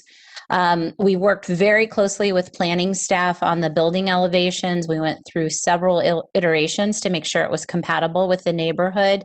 And we are also preserving a significant tree stand and wetlands area that's behind the building, and trying to take advantage of the natural features, the slope of the site, and make sure that it is all compatible with the property. In terms of the impact on the neighborhood, we think it will be very positive. As I said, it's already surrounded by multifamily uses on all sides. So it's very consistent with the uses in the neighborhood. And in terms of traffic, it should have a very positive impact. Obviously, an athletic club, especially at peak travel hours in the morning before work and after work, are usually the highest use times. But any commercial use on this site would obviously continue to have pretty significant traffic impacts. And going to a multifamily use decreases that traffic on Hayden, which I think will be a benefit in the long run. So I'd be happy to answer any questions about the rezoning, and thank you again for your time. Thank you, Attorney Tangman. The only question I have to ask is, certainly we understand that all the approvals this legislation has received. My question is, can you just share with the viewing and listening audience for individuals who may have memberships at the Sawmill Athletic Club, by law, what has to happen for Sawmill Athletic Club with those memberships? Sure. There is a statute in the state of Ohio that addresses what happens when an athletic club terminates. And so we will offer to, if we can, to move their membership to other facilities. If that's not possible or they don't want to, then we can arrange to have the memberships terminated. So there's a pretty set plan in terms of notification and how we proceed under it's a consumer protection statute, and so we will follow those regulations as we figure out the timeline. I will tell you, we don't know exactly what the timeline is for closure of the club. Obviously, we were waiting to get through this process, but we will have to get financing for demolition and construction before we can close and terminate the memberships. So we don't know exactly what the timing would be, but getting through this process, having the zoning approval lets us start to make that plan. But we will follow the statutory guidelines for notification and for transfer or termination of memberships. All right, thank you. Are there any questions for Ms. Tangman? Seeing none, we have one speaker. She's speaking against this legislation. It's Jean Marie Young. Is Ms. Young on the phone? Ms. Young, please state your name if you represent someone, and you have 3 minutes. My name is Jean Marie Young. I don't represent anybody. I am a member of Premier at Sawmill. We've been members there for almost 14 years now, and there's members who've been there 30 years. I know that on the outside it's not the most beautiful building. I understand that. And I'm like any building, it needs maintenance and upkeep. But I need to tell you that this building has benefited so many families' lives. We take our kids there. We trust the people watching our kids. There are people, literally any walk of life is there, can be a member, and it's a place where you can go and just work out and be yourself, and people are friendly there, and it's just a real family environment. We also need to think about people who have been employed there for several years. Like, this is their job, this is their career, so that's going to impact them. And I understand the thing right now in Columbus is to build apartments all over, and I'm worried about the nature. You said something about trees. We're going to lose that. We're going to have all these apartment buildings all over the city for what? What are the people that live there? What are they going to be able to enjoy if we just keep building apartment buildings? I am concerned for the traffic. I think so you don't have people going in and out to the gym before and after work. You have people coming home and going to work from their apartments. That's still going to be traffic. That intersection is super unsafe. So I know I don't carry any clout with the city, but I do know that when I found out about all this going on, I really just had to grieve and feel like somebody died. And there are definitely more important things to worry about than the gym, but there's really no other place in Columbus like it. And I would welcome any of you there, to experience it. The pool is wonderful. There's nowhere else in Columbus you can be in the pool and see the orange leaves of September and October. You feel safe with your kids there. There's elderly that come there. I'm worried about them. What are they going to do? There's, just all of this community that we have built is being uprooted for an apartment building, and that's popping up all over the city. And that's a real concern that I have. Okay. Thank you, Ms. Young. Yes, thank you. Sharing your testimony, and Ms. Tangman, you certainly can you can respond to the concerns of Ms. Young. Sure. The owner of the club feels much the same way she does. It has been there 30 years. It has been a landmark in the community, and we are saddened to see it go. But when they are losing $1 million a year I mean, this is money that they're having to put in out of their pockets to keep the club open. They just can't afford to do that any longer. And so unfortunately, whether the zoning goes through or it doesn't, the club is going to close. And as I said, we are trying to make arrangements with other clubs to have memberships and our employees. We are working a lot of our employees have known for a while that they would be the club would be closing. And so a lot of them have already been able to secure other positions and have moved on. And we certainly understand that. Those that are still looking, we are assisting them in a job search, and we may have some other options. The owner of the club does have other athletic facilities and other clubs that he owns, and he is trying to help our employees relocate. And so we're hopeful that most of our folks, when this is all over, do still have a job. It just won't be at the Sawmill Athletic Club. And similarly with our members, we're hoping that we can move them to other gyms. And of course, if we can't do that, we're going to respect any terminations. But we are sad to see it go as well. This is not really what the owner necessarily wanted to do, but we cannot afford to keep it open any longer. We have to terminate the club, and whether a commercial use in the middle of all of that multifamily, another commercial use doesn't really make sense there. The traffic is just too significant on Hayden to look at, some other type of commercial use. We did do a traffic study, of course, and the city approved that traffic study, and the multifamily is significantly less traffic than a commercial use. So we think that this will be a benefit. I'll also mention we are eliminating one of the existing curb cuts, which will also really improve that intersection. So we won't have cross traffic at that intersection quite in the same way that we do today. So, in terms of that being a dangerous intersection, I think our plans will help that. But I'll be happy to answer any other questions. Thank you, Attorney Tangman. Are there any questions for Ms. Tangman?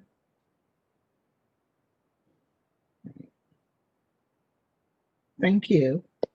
Well, seeing none, I would first ask my colleagues, I would like to move for passage. Second. Please call the roll. Brown, Favor, Remy, Tyson, President Harden. Thank you.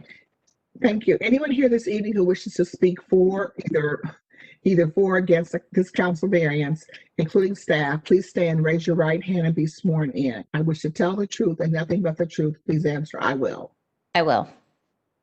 Thank you. It's ordinance 2712-2020 is to grant a variance for the provision of sections 3312.21A, landscaping and screening, 3312.27, parking setback line, and 3333.18, building lines of the Columbus City Codes for property located at 3111 Hayden Road to permit reduced development standards for an apartment building in the LAR2 limited apartment residential district, and to repeal ordinance number 330-2013 passed February the 25th of 2013.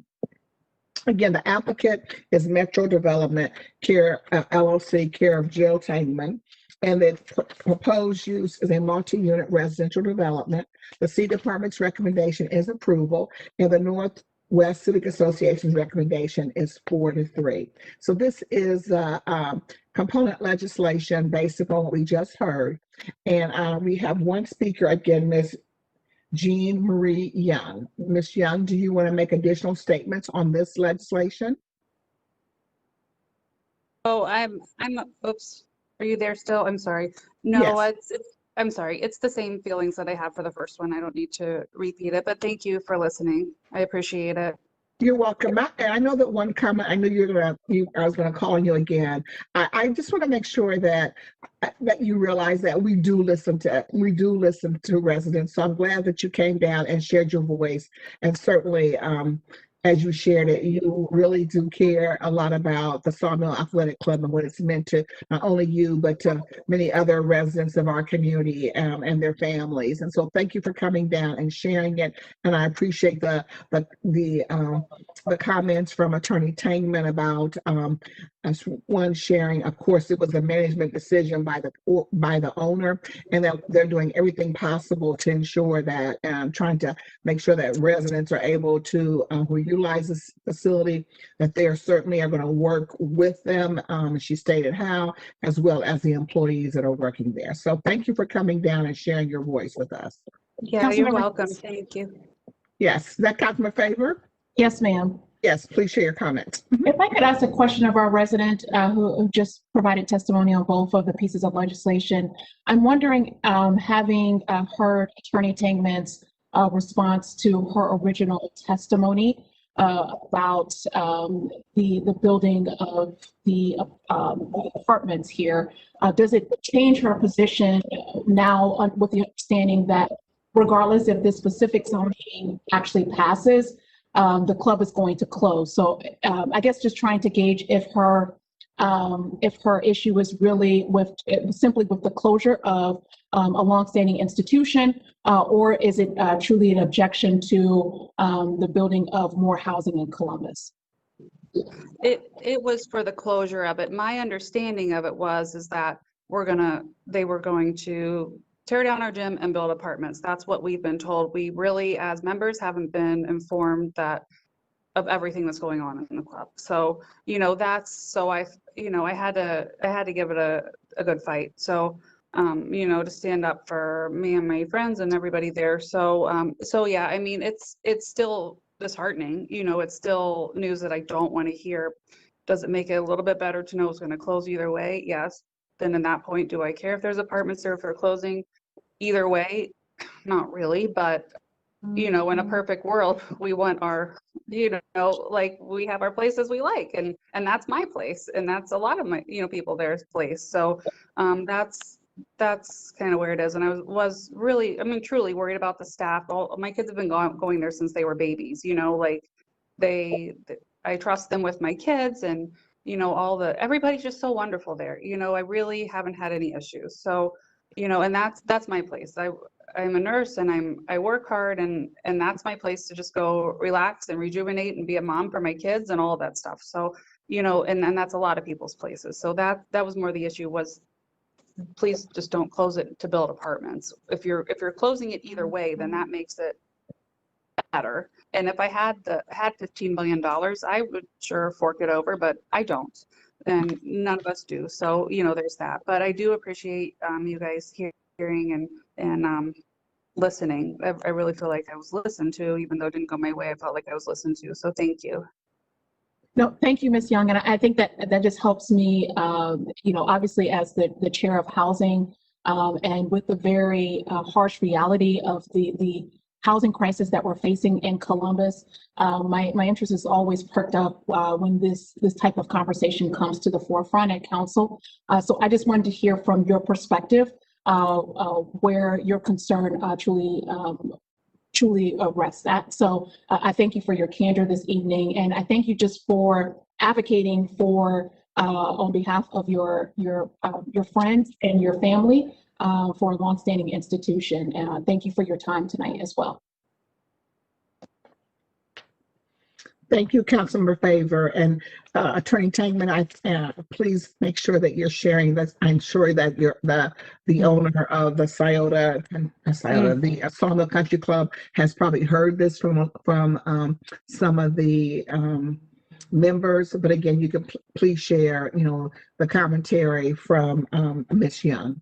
Absolutely. And as I said, I honestly, if the owner were here tonight, he'd echo those sentiments. I think it's been something that's special to him as well. And this was a very hard decision, and certainly had we not been in this pandemic, I think he would have made every effort to try to keep it open and to remodel. But, we're just too far under at this point. I understand. Thank you. Thank you. Well, if there are no further questions or comments from my colleagues, I move for passage. Second. Please call the roll. Brown, Favor, Remy, Tyson, President Harden. Pass. Thank you. Thank you. Anyone here this evening who wishes to speak either for or against this council variance, including staff, please stand, raise your right hand, and be sworn in. I wish to tell the truth and nothing but the truth. Please answer, I will. Did I hear people saying I will? I will. Thank you. We have ordinance 2753-2020 to grant a variance from the provisions of sections 3332.035 R3 residential district, 3312.49C minimum numbers of parking spaces required, 3332.05 A4 area district lot width requirements, 3332.13 R3 area district requirements, and 3332.22 building lines on corner lots. Exceptions, 3332.26 minimum side yard permitted, 3332.27 rear yard, and 3332.28 side or rear yard obstruction of the Columbus City Codes for property located at 133 South Monroe Avenue to permit 2 single-unit dwellings on one lot, reduced development standards in the R3 residential district. The applicant is Julie Bullock. The proposed use is 2 single-unit dwellings on one lot. The City Department's recommendation is approval, and the Near East Area Commission's recommendation is also approval. I would first like to ask for a staff presentation. Tim, the floor is yours. The site consists of one parcel developed with a single unit dwelling in the R3 residential district. The requested council variance will permit the development of a second dwelling unit and garage located at the north end of the property. A council variance is necessary because the current zoning district prohibits more than 1 dwelling unit on a lot. Variances for reduced number of parking spaces, area district requirements, building lines, side yards, and rear yard are included in this request. The site is within the planning area of the Near East Area Plan, which does not contain a land use recommendation for this location, but recommends that new housing be consistent with the housing type, density, and development pattern of the neighborhood. City staff supports the requested variances as the proposal is consistent with the design recommendations of the plan and will not add an incompatible use to the area. City Department's recommendation is for approval, and I'd be happy to answer any questions. Thank you, Kelsey. Are there any questions for Kelsey? Okay, seeing none, I will ask for a staff presentation by the applicant, Julie Bullock. Yes, this is Julie Bullock.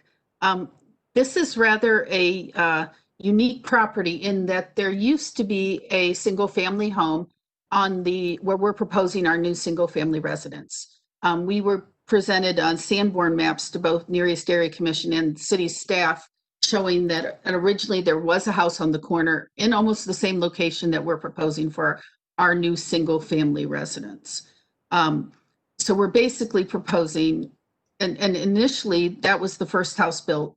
At some point in time, that house was torn down and a house was built on the rear of the property. So essentially we're basically reestablishing the historic planning of the neighborhood. Currently, there are no parking spaces legally on site. We're proposing 3 parking spaces, the 2 required for the new single family residence, as well as an additional parking space for the existing single family home. These will be for sale units with home ownership. We're not looking to be rental properties on either of these houses. A lot of the variances are reflective of the existing house and its setting on the back rear of the property itself. We have located the house to be compatible with the existing neighborhood and setbacks. We're proposing mostly brick 2-story home, traditional in nature, that follows the design guidelines, I think, of the surrounding neighborhood. And we've situated our home so as to provide the appropriate vision clearance at this corner. We believe that this will be a great addition to the neighborhood and have very little impact to the overall neighborhood itself. And I'm But I'd be happy to answer any questions people might have. Thank you. Ms. Bullock, I will certainly, after we hear from our residents, I will certainly give you a time to respond. So we actually have 4 speakers, but we only hear from 3 speakers. And so if the first 3 speakers are here, I will not call on the 4th speaker. The first speaker is, and again, each of you will have 3 minutes. State your name, who you represent, and you have 3 minutes to make your presentation. And so the first speaker is Joseph Johnston. The second will be Tom Preto. And then the third will be Thomas Steedman. So is Mr. Joseph Johnson here this evening? I would like to yield my time to Mr. Van Trest, who's the 4th speaker. Okay, so you will not be speaking this evening. Okay, so then we would have Tom Preto. Is he here?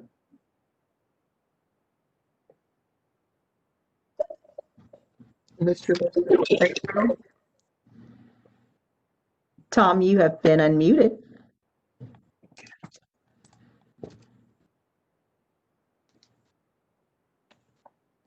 He is listed council member, but maybe opting not to speak. Okay. All right. Then we have Thomas Steedman.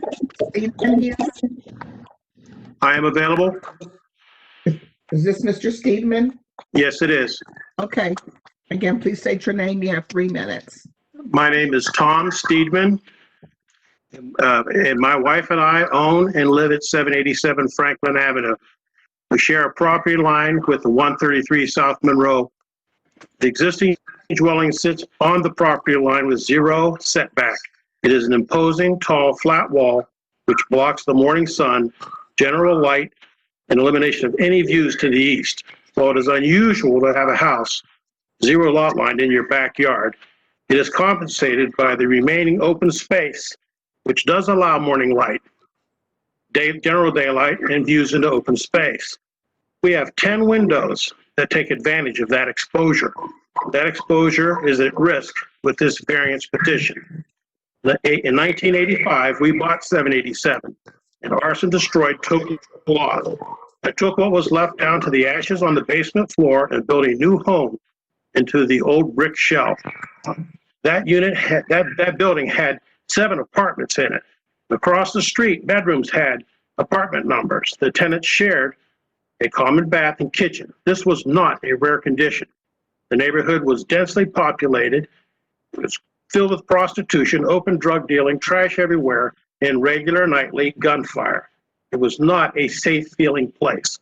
The room rentals were being replaced with owner-occupied single-family homes, and as the density reduced, the streets cleaned up.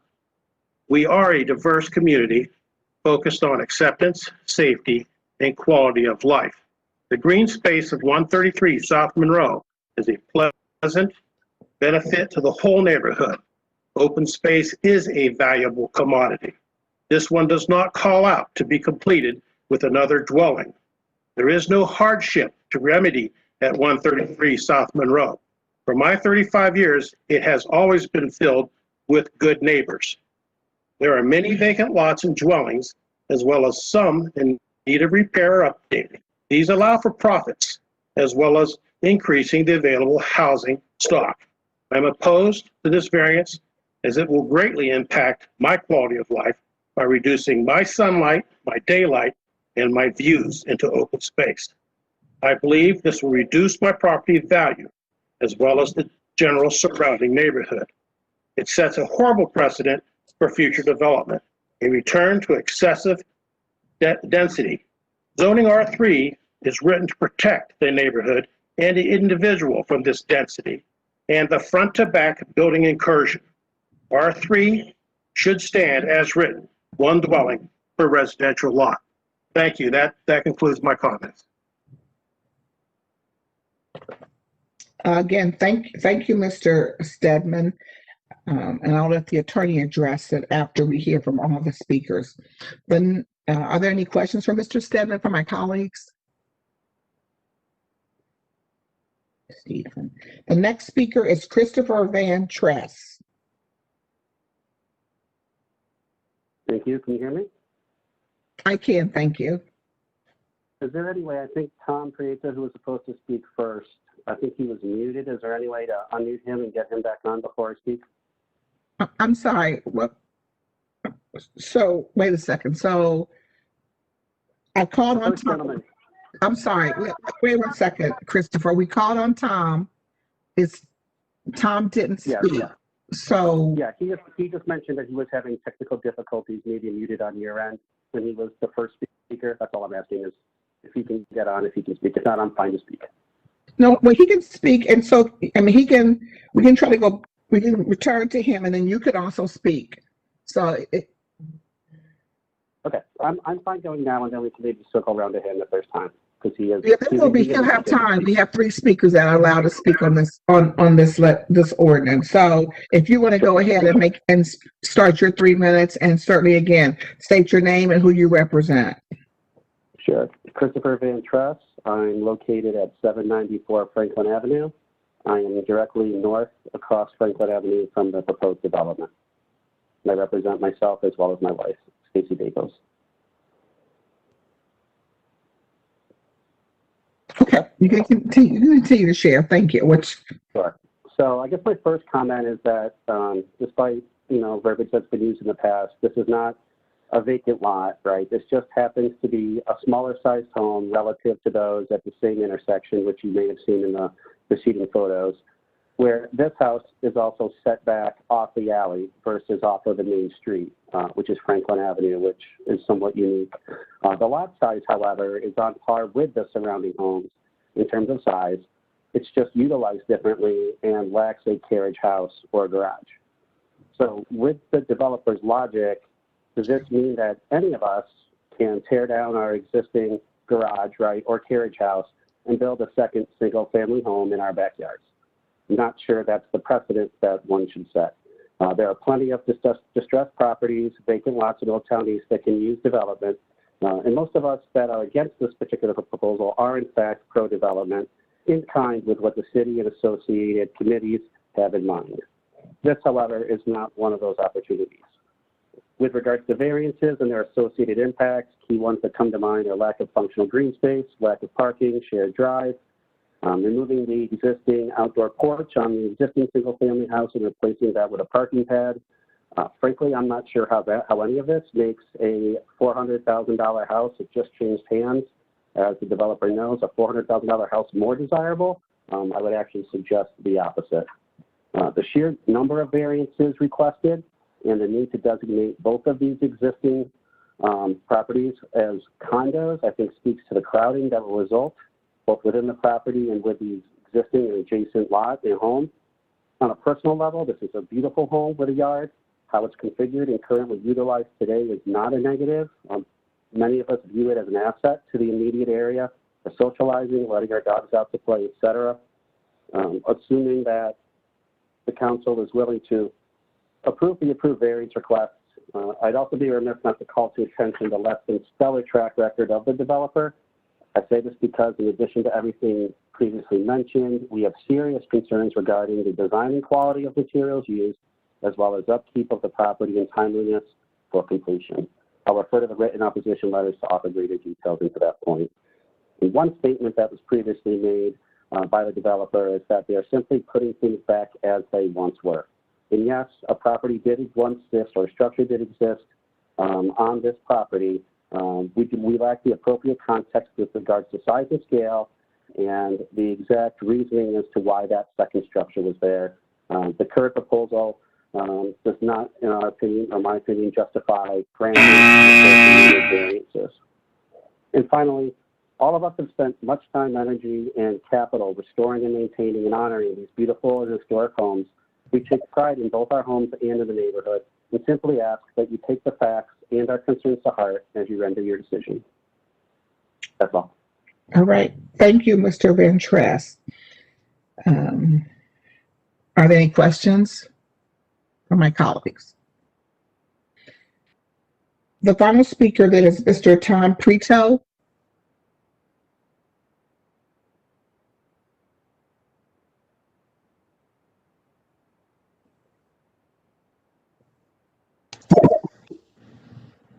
Mr. Preto, you've been unmuted.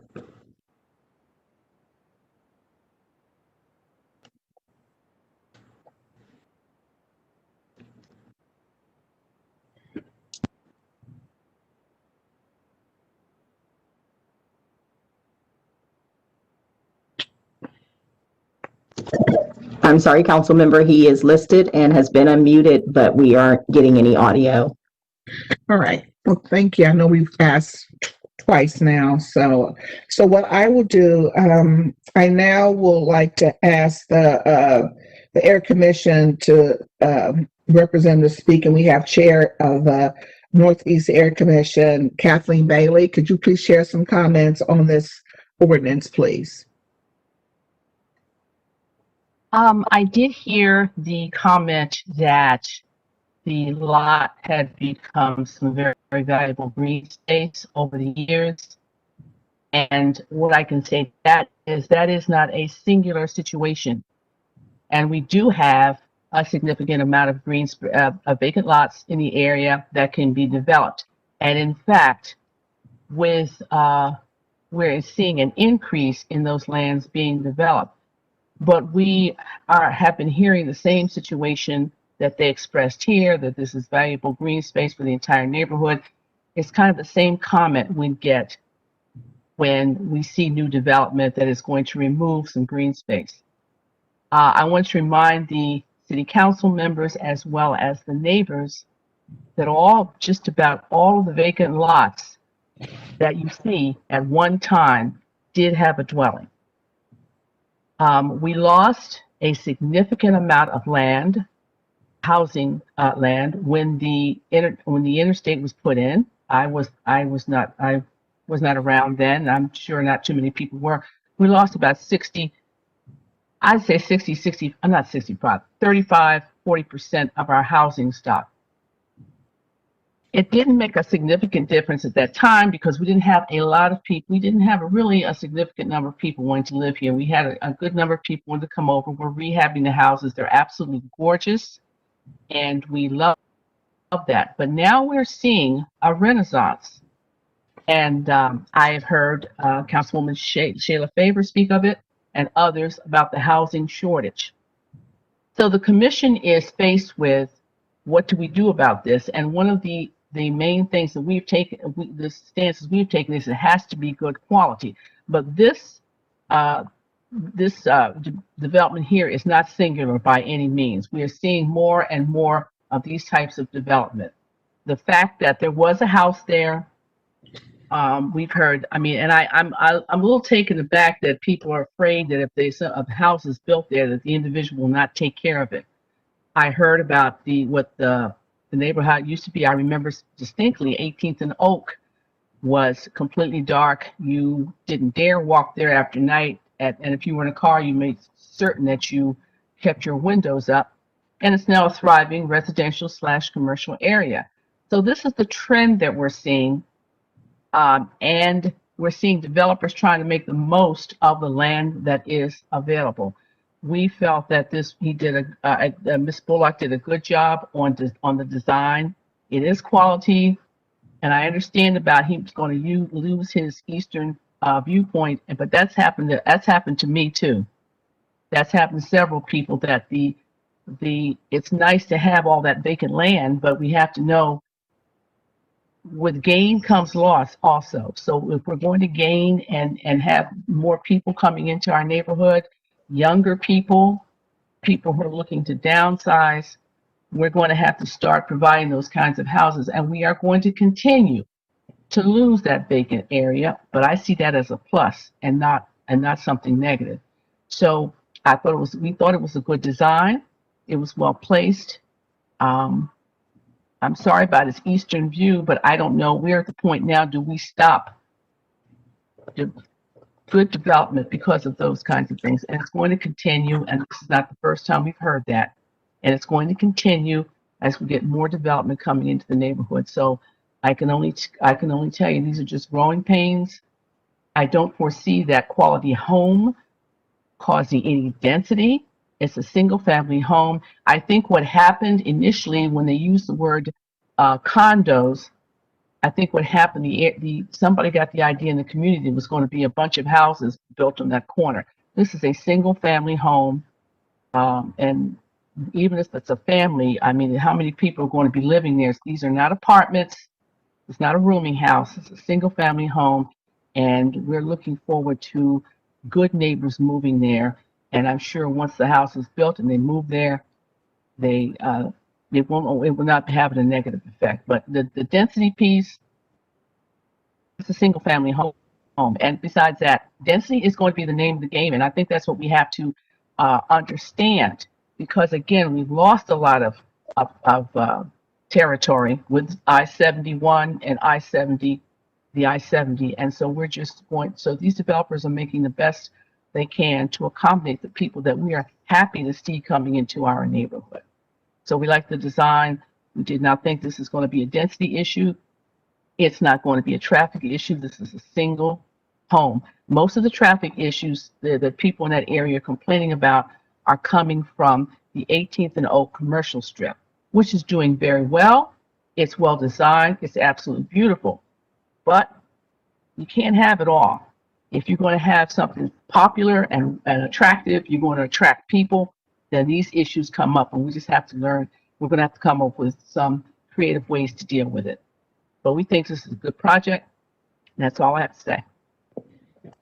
Thank you, Chair Bailey, and certainly, I certainly have been here long enough to know that it's pretty exciting to see development going on the Near East Side. I know you used to come and state that we certainly have much development. Now you have certainly a significant amount. Ms. Bullock, do you have a chance for rebuttal? Yes, thank you. I certainly appreciate the neighbors' concerns, and of course, whenever you have a property that's been a green space, it's hard to we have been sensitive to that, I believe. We're well under the density requirement from the City of Columbus. We're only at about 40% lot coverage. With our two structures, we're permitted to have 50%. So we do feel like the density is appropriate for the neighborhood. We were careful to design the homes so that we met the side yard requirements for the neighbor to the west, and we're 5 feet from his property line, and also designed the windows to be sensitive to view into his house and his light. So we believe that we've addressed that concerns from him. Again, there's historical precedent for this two dwelling on this lot. This is an unusual situation. Certainly having a single family home at the end of a lot is not typical.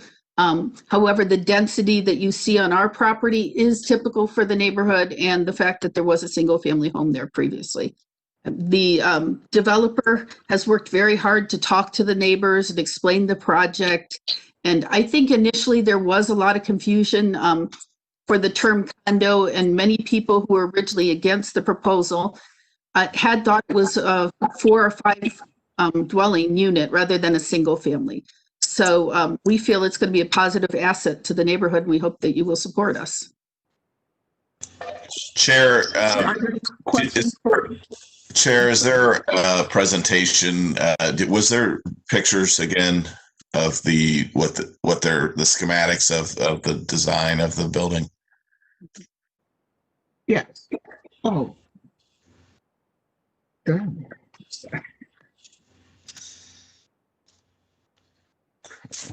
The elevations were not committed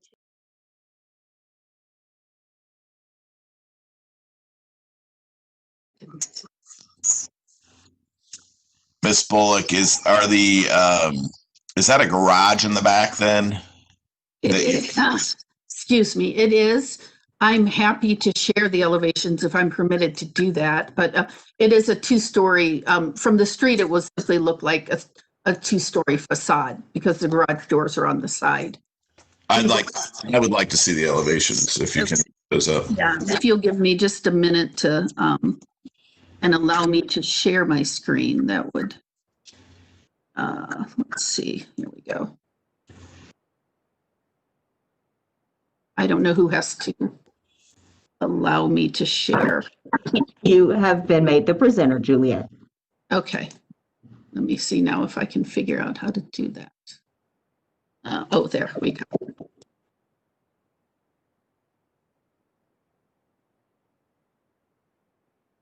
Okay. Not sure what that is. So we're proposing a, if you can see my cursor here, I assume everyone can see my screen now. This is the view facing, or actually, this is the view facing Monroe Street that you had asked about. So the garage doors are actually along the side here, which you cannot see. We're proposing mostly a brick house with a little bit of wood to break up the facade. Again, traditional in scale. We were careful to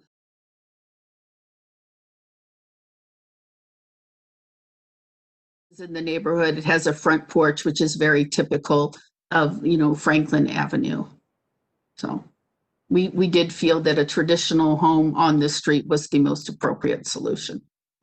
As you can see here, we did some higher windows so that we wouldn't be, you know, interfering or looking into the neighbor's property. That's just more for light.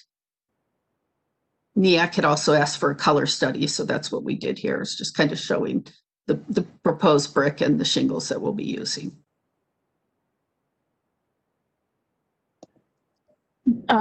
Chair Tyson, may I ask a question? Yes, Councilor Favor. Ms. Bullock, what is what's the ideal price range for these homes? I think you did indicate that these were going to be homes that were going to sell, not for rent. So what's your I believe it, excuse me, I'm losing my voice. 300,000 to 400,000 was the intention. And the square footage? There, the new one's about 2,200. Okay. The one is slightly less than that. Okay. So I would be remiss if I didn't weigh in here. Obviously, I am committed to addressing our housing crisis in Columbus with the sheer understanding that Columbus is just growing rapidly and we've got to be bold and progressive in our actions. But I also know that there is a balance that we always have to strike when we're developing, and developing for development's sake, often to displace longstanding residents in particularly communities of color.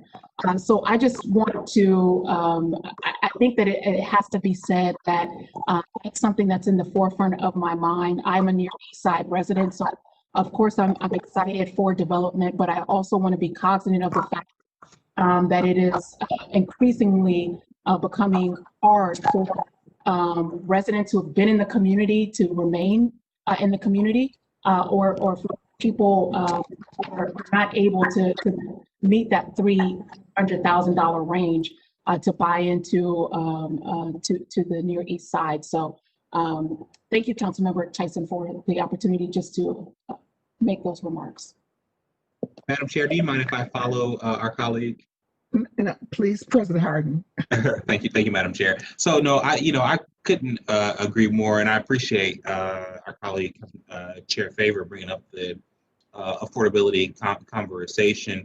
But the interesting point is, I think I heard one of the folks who called in actually make a correlation between a density in a project like this and poverty and crime. And so I think that we have to be careful here as a city that's going to add nearly 1 million people over the next 20 to 25 years. If we cannot repopulate a neighborhood, a block, a parcel of land to Chair Bailey's point, used to have houses on it, then we're going to be in a whole hell of a lot of trouble as we continue to grow. This density conversation, we really have to really lean into.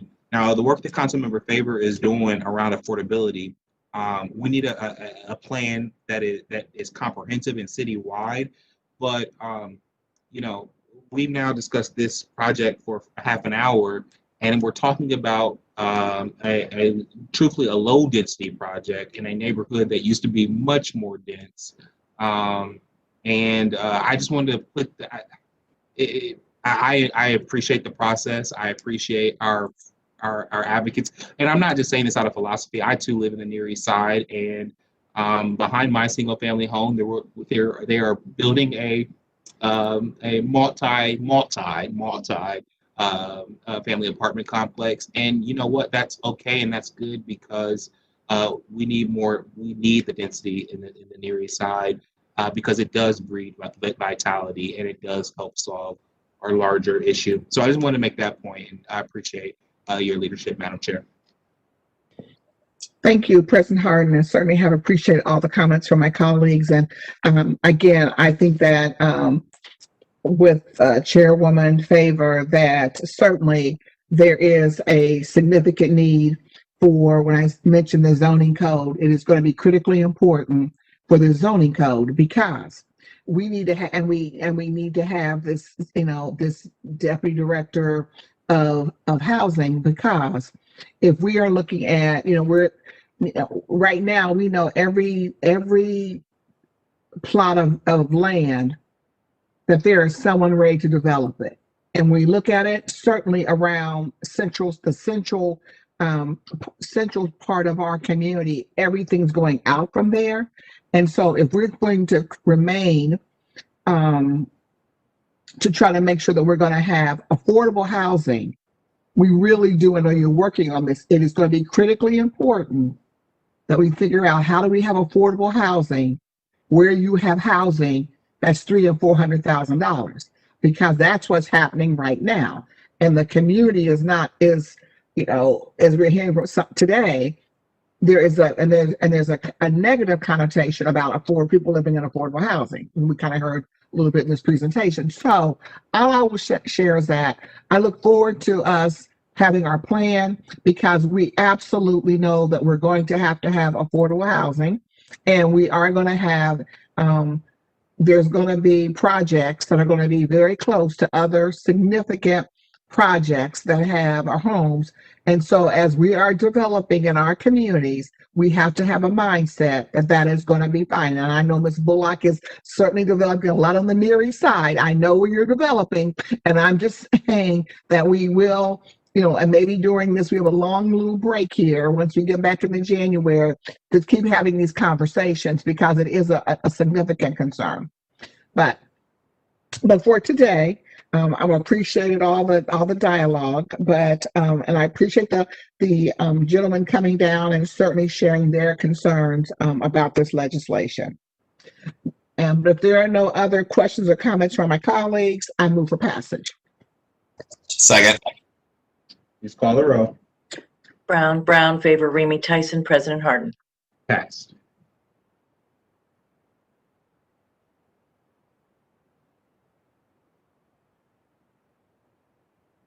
Speak either for or against a council variance, including staff. Please stand, raise your right hand, and be sworn in. I wish to tell the truth and nothing but the truth. Please answer, I will.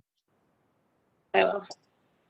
Ordinance number 2756-2020 to grant a variance from provisions of sections 3356.03 C4 permitted uses, 3309.14B height districts, 3312.49 minimum numbers of parking spaces required, 3312.53 minimum number of loading spaces required, 3325.213 bar standards, 3325.223 building height standard, and 3325.241D building design standards of the Columbus City Codes for property located at 1206 North 4th Street to permit a mixed-use development with reduced development standards in the C4 commercial district. The applicant is Thrive Companies, care of Agent Dave Perry. The proposed use is a mixed-use development. The City Department's recommendation is approval, and the University Area Commission's recommendation is approval 17-0. If there are no questions or comments from my colleagues, I move for passage. Second.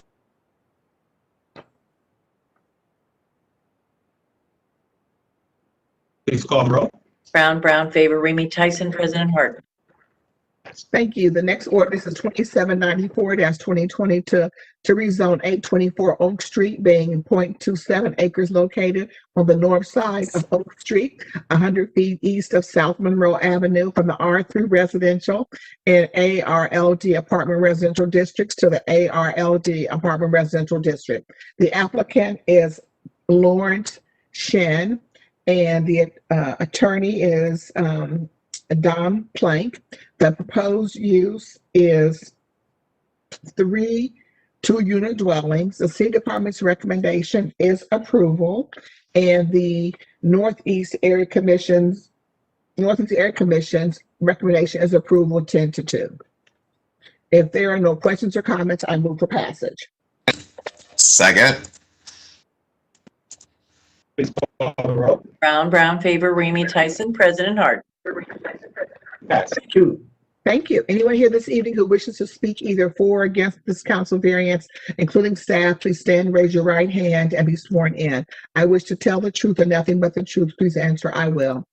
Ordinance number 2795-2020 to grant a variance from the provisions of sections 3333.02, AR12, ARLD, and AR1 apartment residential district use. 3312.21D1, landscaping and screening. 3333.11, ARLD area district requirements. 3333.16, fronting. 3333.18F, building lines, and 3333.24, rear yard of the Columbus City Codes for property located at 824 Oak Street, to permit three-unit dwellings with reduced development standards in the ARLD apartment residential district. The applicant is Lawrence L.Y. Shen, Attorney Donald Plank. The proposed use is 2 three-unit dwellings. The City of Columbus, the City Department's recommendation is approval, and the Near East Area Commission's recommendation is 10-2. If there are no questions or comments from my colleagues, I move for passage. Second. Please call the roll. Brown, Favor, Remy Tyson, President Harden. Pass. The next ordinance is 2804-2020 to rezone 4201 South Hamilton Road, being 2.79 acres located on the west side of South Hamilton Road, 800 feet south of Bay Lap Drive, from the CPD Commercial Plan Development District to CPD Commercial Plan Development District. The applicant is Skilkin Gold Development LLC, care of Ryan Hirschenrother. The proposed use is fuel sales, convenience store, and eating and drinking establishment. The City Department's recommendation is approval. The Greater Southeast Area Commission's recommendation is approval 801. If there are no questions or comments from my colleagues, I first amend as submitted to the clerk. Second. Please call the roll. Brown, Favor, Remy Tyson, President Harden. Thank you. Now I move for passage. Second. Please call the roll. Brown, Favor, Remy Tyson, President Harden. Pass. Thank you. The next ordinance is 2805-2020 to rezone 4661 Kenny Road, being 1.99 acres located on the east side of Kenny Road, 380 feet north of Go Down Road, from the LAR1 Limited Residential District to AR1 Apartment Residential District. The applicant is Kenny Road Storage LLC, care of attorney David Hodge. The proposed use is a multi-unit residential development. The City Department's recommendation is approval, and the Northwest Civic Association's recommendation is approval 5-2. If there are no questions or comments, I move for passage. Second. Please call the roll. Brown, Favor, Remy Tyson, President Harden. Pass. Thank you. Anyone here this evening who wishes to speak either for or against this council variance, including staff, please stand, raise your right hand, and be sworn in. I wish to tell the truth and nothing but the truth. Please answer, I will. I will. Thank you. Have ordinance 2806-2020 to grant a variance from the provisions of sections 3333.02 AR12, ARLD, and AR1 apartment residential district use, 3312.21 landscaping and screening, 3333.24 rear yard, and 3333.35 side or rear yard obstruction of the Columbus City codes for the property located at 4660 Kenny Road to permit commercial vehicular access and reduce development standards in the AR1 limited apartment residential district, and to repeal ordinance 2864-2017, passed November the 20th of 2017. The applicant is Kenny Road Storage LLC, care of attorney David Hodge. The proposed use is a multi-unit residential development. The city department's recommendation is approval, and the Northwest Civic Association's recommendation is approval, 5-2. If there are no questions of my colleagues, I move for passage. Second. Please call the roll. Brown, Favor, Remy, Tyson, President Harden. Pass. Thank you. For ordinance 2807-2020 to rezone 999 East Dublin Granville Road, being 1.54 acres located on the south side of East Dublin Granville Road, 350 feet east of North Meadows Boulevard from the C4 commercial district to the ARO apartment office district. The applicant is National Church Residences, a care of attorney Matt Berlin. The proposed use is an apartment building with on-site services. The city department's recommendation is approval, and the Northland Community Council's recommendation is approval, 14-0. If there are no questions or comments, I will first move for passage. Second. Please call the roll. Brown, Favor, Remy, Tyson, President Harden. Passed. Thank you. Anyone here this evening who wishes to speak either for or against this council variance, including staff, please stand and raise your right hand and be sworn in. I wish to tell the truth and nothing but the truth. Please answer, I will. I will. Thank you. Ordinance 2808-2020 to grant a variance from the provisions of sections 3312.27 to parking setback line 3312.49C, minimum numbers of parking spaces required, 3321.05 vision clearance, 3333.18 building lines, and 3333.2 for rear yard Columbus City codes for property located at 999 East Dublin Granville Road, and to permit reduced development standards for an apartment building in the ARO apartment office district. The applicant is National Church Residences. The proposed use is an apartment building with on-site services. The city department's recommendation is approval, and the Northland Community Council's recommendation is approval, 14-0. If there are no questions or comments, I move for passage. Second. Please call the roll. Brown, Favor, Remy, Tyson, President Harden. Passed.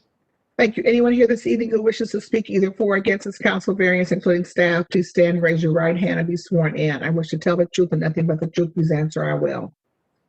I will.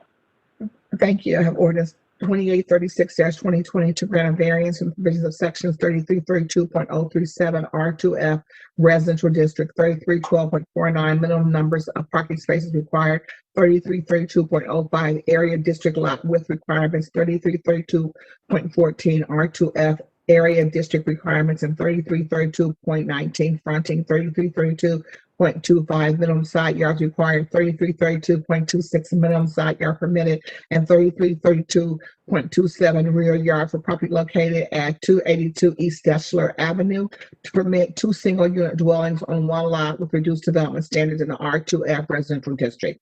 The applicant is Charles M. Paros. The proposed use is 2 single-unit dwellings on 1 lot. The city department's recommendation is approval, and the Columbus South Side Area Commission's recommendation is approval, 11-0. If there are no questions or comments, I move for passage. Second. Please call the roll. Brown, Favor, Remy, Tyson, President Harden. Thank you. Anyone here this evening who wishes to speak either for or against this council variance, including staff, please stand and raise your right hand and be sworn in. I wish to tell the truth and nothing but the truth will.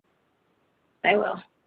Thank you. Ordinance number 2843-2020 to grant a variance from the provisions of sections 3356.03 C for permitted uses, 3367.01 M2 manufacturing district, and 3370.05 permitted uses, and 3309.14 height districts of the Columbus City codes for property located at 4560 Hilton Corporate Drive to permit ground floor residential uses, apartment units, increased building height in the mixed-use development in the C4, increased building height in the mixed-use development in the C4 commercial district, and the LM limited manufacturing district.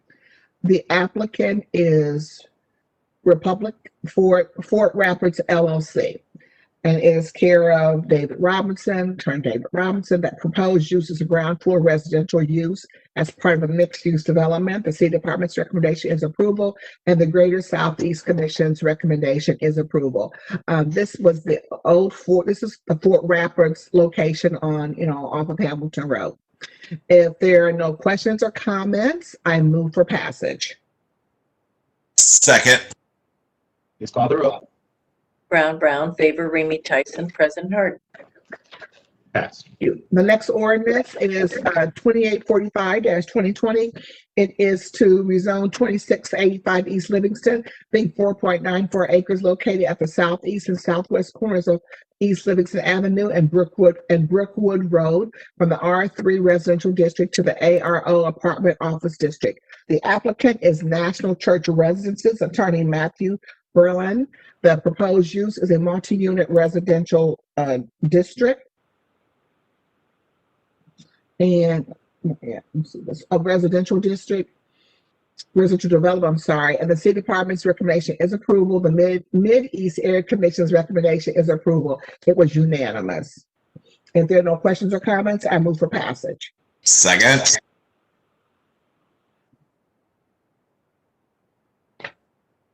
Please call the roll. Brown, Favor, Remy, Tyson, President Harden. Pass.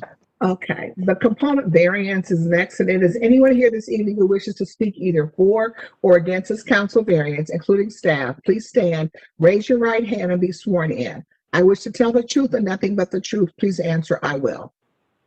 I will. Thank you. It's ordinance 2846-2020 to grant a variance from the provisions of sections 3312.27 parking setback line, 3312.49C minimum numbers of parking spaces required, and 3333.18 building lines of the Columbus City Codes for property located at 2685 East Livingston Avenue to permit reduced development standards for multi-unit residential development in the ARO apartment office district. The applicant again is National Church Residences, care of Attorney Matthew Berline. The proposed use is a multi-unit residential development. It is a senior housing facility. The City Department's recommendation is approval, and the Mid-East Area Commission's recommendation is approval, and it was unanimous. And I do have a speaker on this variance, So what I will do first is I would like to have a staff presentation.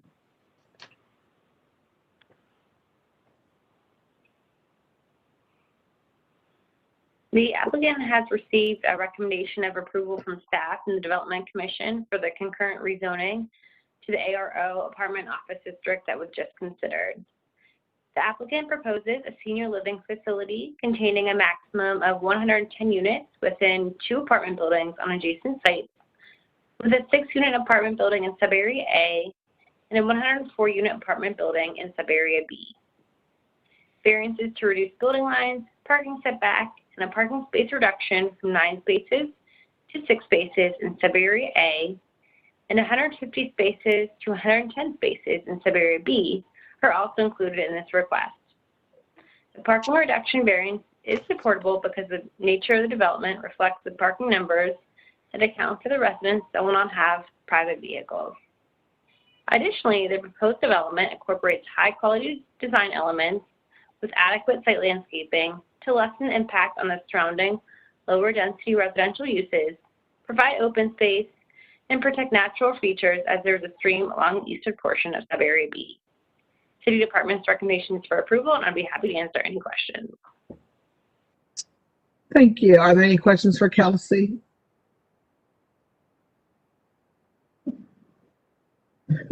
Seeing none, I would now like to have a presentation from the applicant or representative from the applicant. Good evening, Council President Harden, Councilmember Tyson, and other members of council. I'm Matt Bierlein here, the development attorney on behalf of National Church Residences, the applicant. This project, as Kelsey mentioned, is proposed up to 110 unit project, contemplated as 100 unit in the 4-story building and 6 units across the street in a smaller scale multifamily development. This site is currently the site of the Brookwood Presbyterian Church. That Presbyterian Church has merged with 2 other congregations and is now worshiping out of a different location.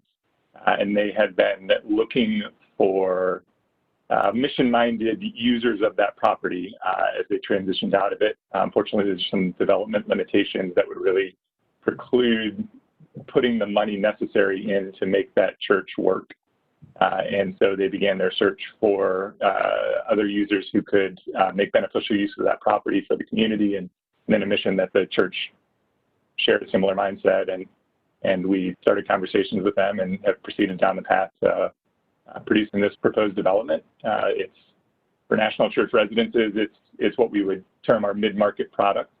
And I guess that would be what we would call maybe a lowercase a affordable. It isn't affordable from a regulated, HUD-backed, LIHTC affordable, but we have developed one of these in Westerville. We have currently one under development in Gahanna with a target population of retired school teachers, pensioners, as those may exist in the future, and folks who might make a little bit too much to be able to qualify for affordable housing, but also might fall in that gap beneath a high market, more expensive option. And so we've started to try and selectively develop projects that might help fill that gap.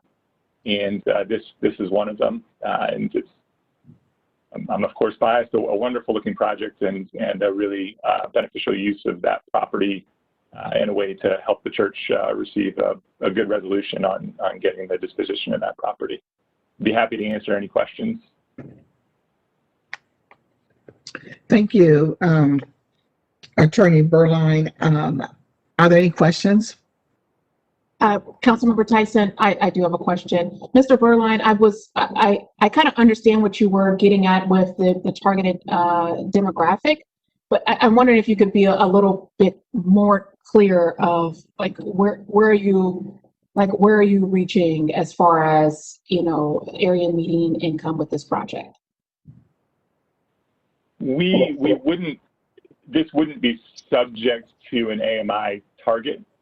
You would typically see that with our LIHTC oriented projects or our HUD 202 program projects. The project that was up before you a couple items ago was through the 202 program and had AMI targets that it would be required to meet through the development. This wouldn't be subject to that same limitation. The funding source would be private debt. It is not a funding source that would be flowing through HUD or through OFA with the LIHTC program. And so we would be not having that same constraint.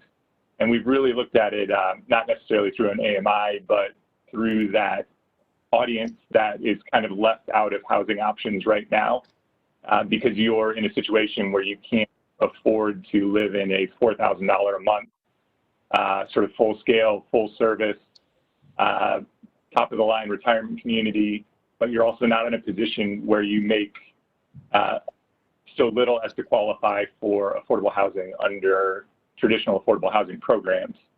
And so that from a mission perspective has been the target. And we really have talked about it in terms of looking at people who would have a pension that would be too much to qualify for affordable housing, but not enough to be able to move into an independent living community that would be that $4,000 or $5,000 a month or higher fee community. Does that help clarify it, or does that? Well, can you just clarify what is the targeted rent then?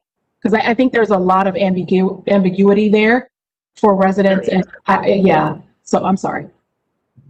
There is, and it's something where we would look at it in something of a range, and it would be around $2,000 or a little bit less or a little bit more, depending on some services that residents would elect to pick up.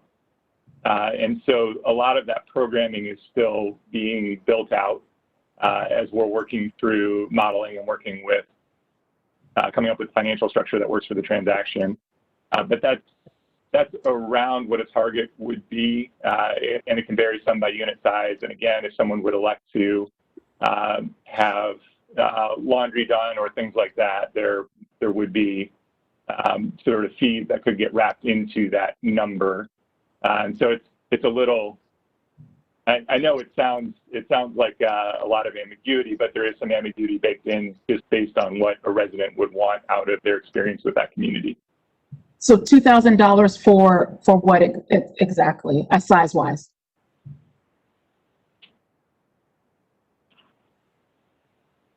Well, that's going to force me to look real quick at my plan. I'm sorry. I don't know the unit square footage off the top of my head for our one-bedroom units. It's predominantly one bedroom. Okay, so $2,000 for a one bedroom.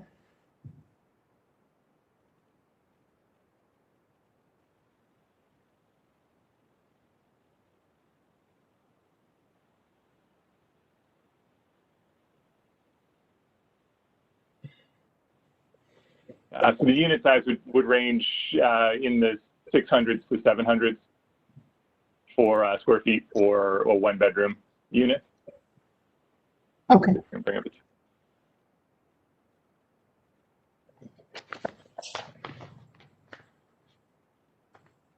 and you've probably heard the term of adult, and that has been sort of the industry-wide kind of catch-all for developing additional senior products. And this touches on that concept, which is coming up with less of a rent and more of a fee, depending on what services or amenities would be elected by a resident to live in.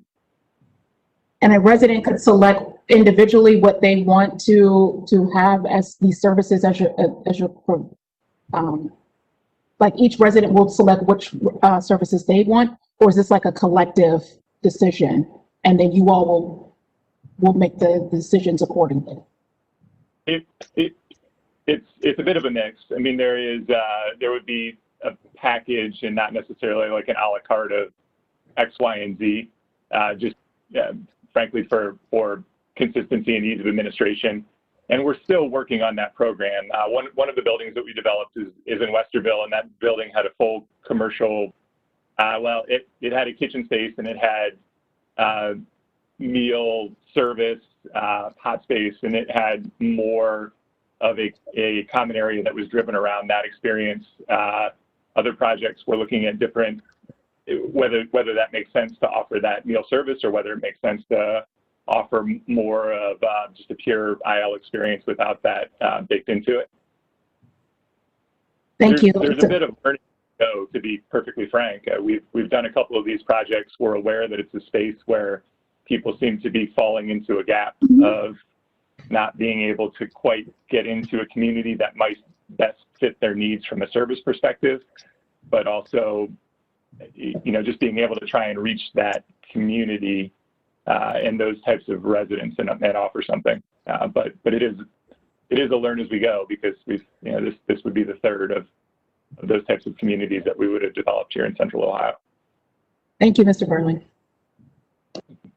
Again, thank you, Councilman Favor, for asking those questions. And I certainly would say that there certainly is a niche that is out here. Again, as we get ready to look at, housing, there is a niche for seniors who certainly who may not be able to afford some of the projects that we are developing their significant, LIHTC credits for. And then there's a group of people, as he stated, that are absolutely can be in some of the senior housing communities that are quite costly. So there is a gap for those people that are in the middle that may have worked and have a decent retirement, but not be able to afford the $4,000 or $5,000 a month. So there is a niche for that market. And again, I think as Councilmember Favor continues to lead housing, she will certainly be looking at all the different types of housing that our residents are needing. Because we're going to certainly have more people who are going to be in this baby boomer section that are going to be needing affordable housing, from whatever that means for them. So if we do have one speaker, we have Miss Rebecca Calhoun, who who is speaking not in support of this variance. Is Ms. Calhoun with us this evening?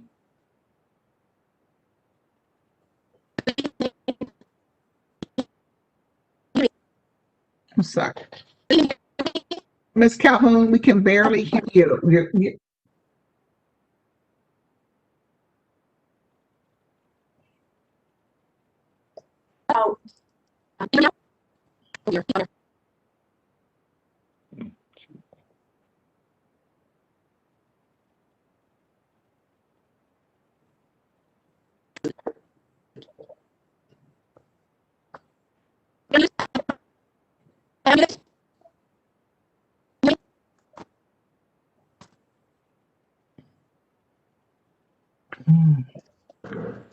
I'm sorry, council member, we're unable to assist. I don't know if she wants to try to call back or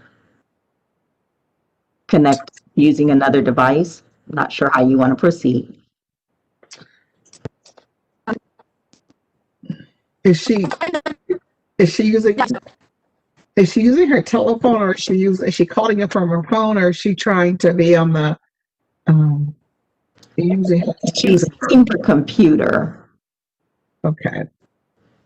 So maybe we should you want to try to have her call in. I don't know. What should we do here?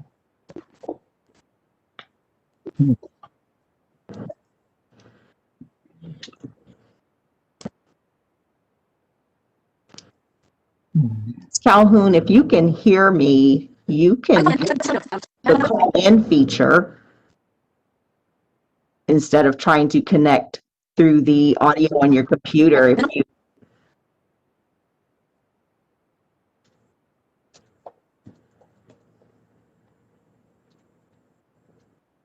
I'm sorry, council member, we're unable to assist her. All right. Chair, do we know if your speaker was for or against? She's against this. She's against. Yes. Okay. So we might have to just ask for a comment, but we would note her disagreement. Okay.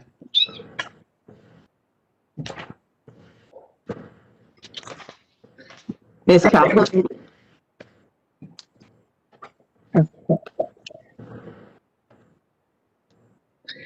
Well,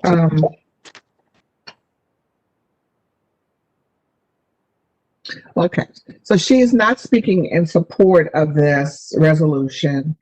We can note that Ms. Rebecca Calhoun was not speaking in support of 2846-2020.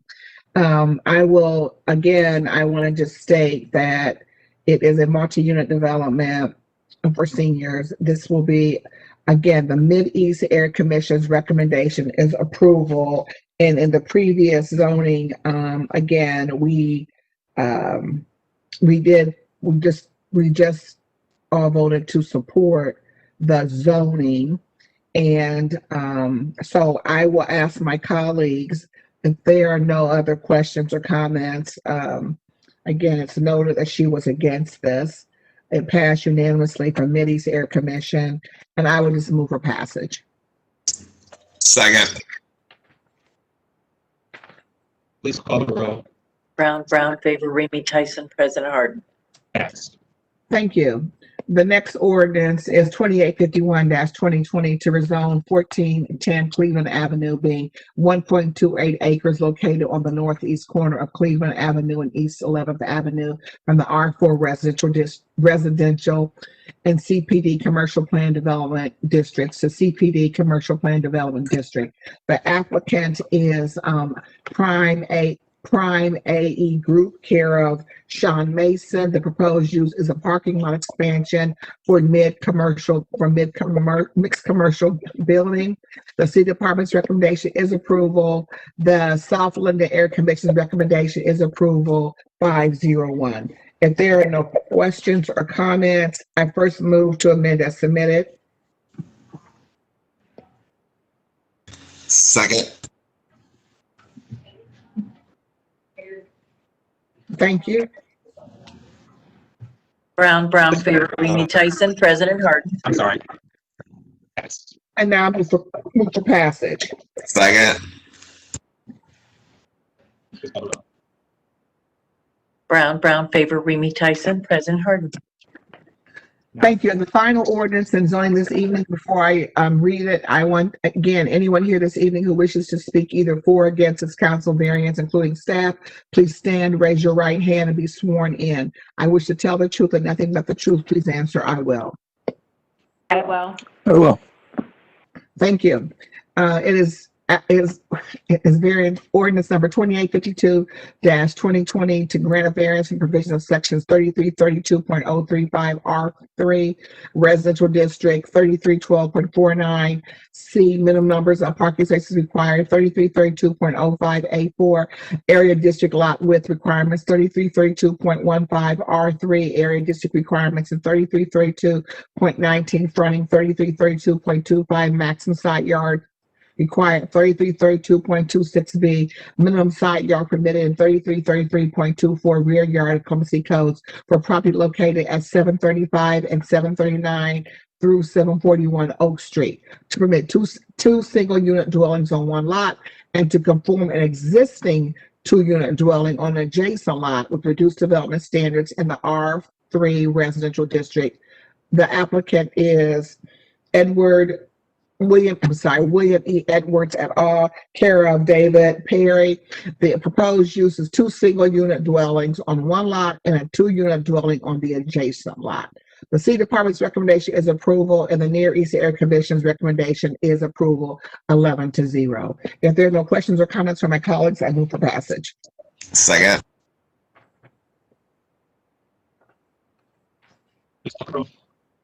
Brown, Favor, Remy Tyson, President Harden. Thank you. And that concludes the zoning agenda for 2020. Woo! Sorry. Are there, is there, seeing no further business coming for council, may I have a motion to adjourn? So moved. Second. Brown, Favor, Remy Tyson, President Harden. Thank you. We want to take a 5-minute? Or do we want to jump into it? Let's take 5. Let's take 5. And then we'll jump into it. We'll take 5 and we'll 8:15. Meeting number 53 or 52. So moved. Second. Please call the roll. Brown, Favor, Remy Tyson, President Harden.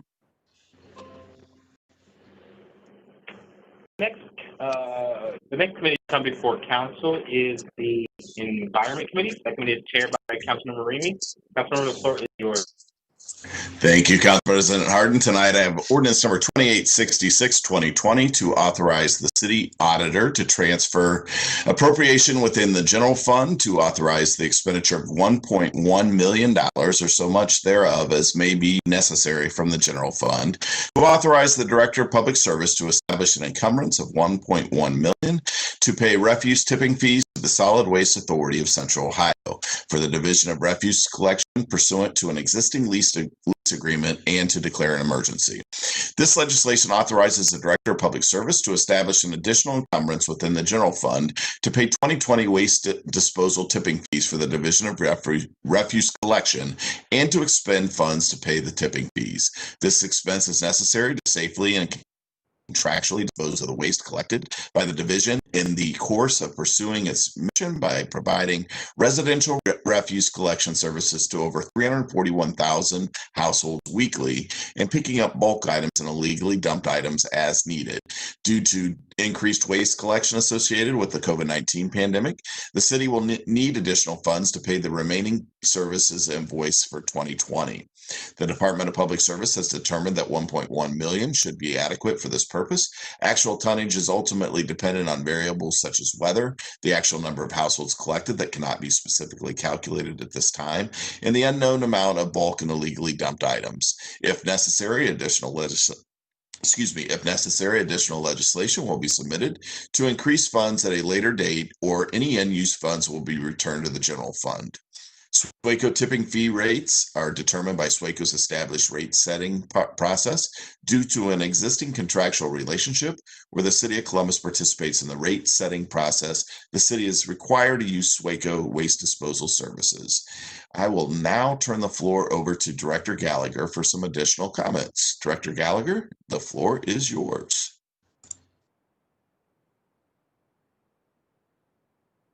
Okay, mute. We got to get you off of mute. For some reason, it's not coming across. Doesn't look like you're on mute. Not yet.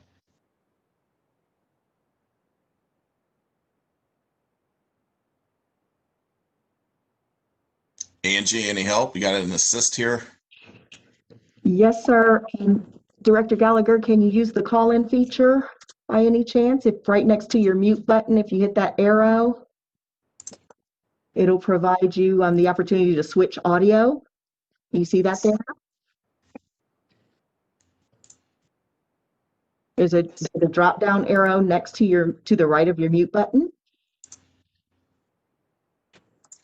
And the menu that comes up, the last line item is switch audio. No? Okay. How about? You can send the call-in information, sir, if you want to move to something else and come back to Director. I don't have anything else, but I will ask my colleagues if they happen to have any questions or about this legislation. I think I just heard her. Try that again, Director. Okay, can you hear me now? Yes. Yes. You can? Yes. Woo! I switched the microphone. Small. Okay. I apologize about that.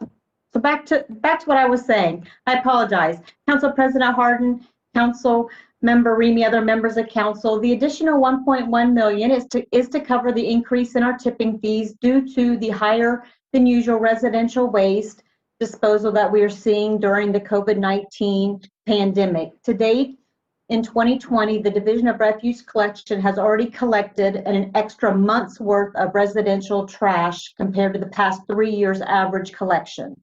The city is encouraging our residents to reduce, reuse, and recycle during this time to decrease the amount of trash filling our landfill. Sustainable living protects our environment and reduces the city's tipping fee costs for waste disposal.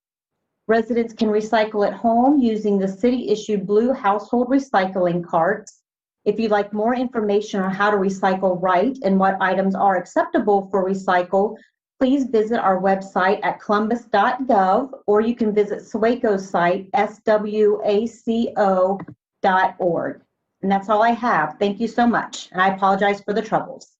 No issue, no worries. Thank you so much, Director Gallagher. Do any of my colleagues have any questions or comments this evening? Seeing none, I move for passage. Second. Please call the roll. Brown, Favor, Remy, Tyson, President Harden. Thank you so much. That's all I have this evening in environment. Thank you, Mr. Chair. The next committee to come before council is the Health and Human Services Committee. The committee is chaired by Councilor Tyson. Councilmember, the floor is yours. Thank you, President Harden. I have ordinance number 2761-2020.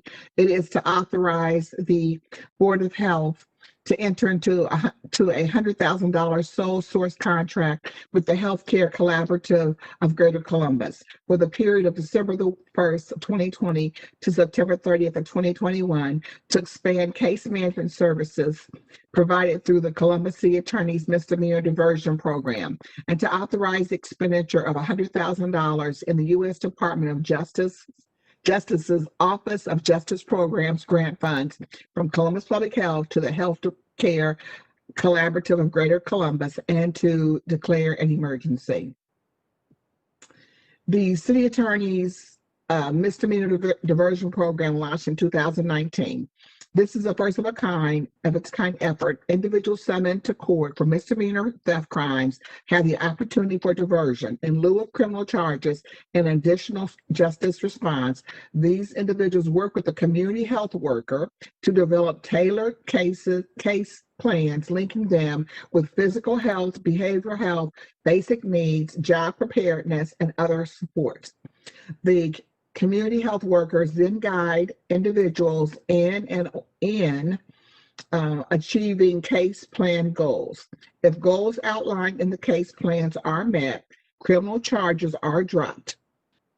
With the addition of 2 community health workers, there is an opportunity to expand program eligibility for diversion to individuals summoned to court for any nonviolent misdemeanor charge. They anticipate reaching a minimum of 195 justice-involved individuals in this contract period.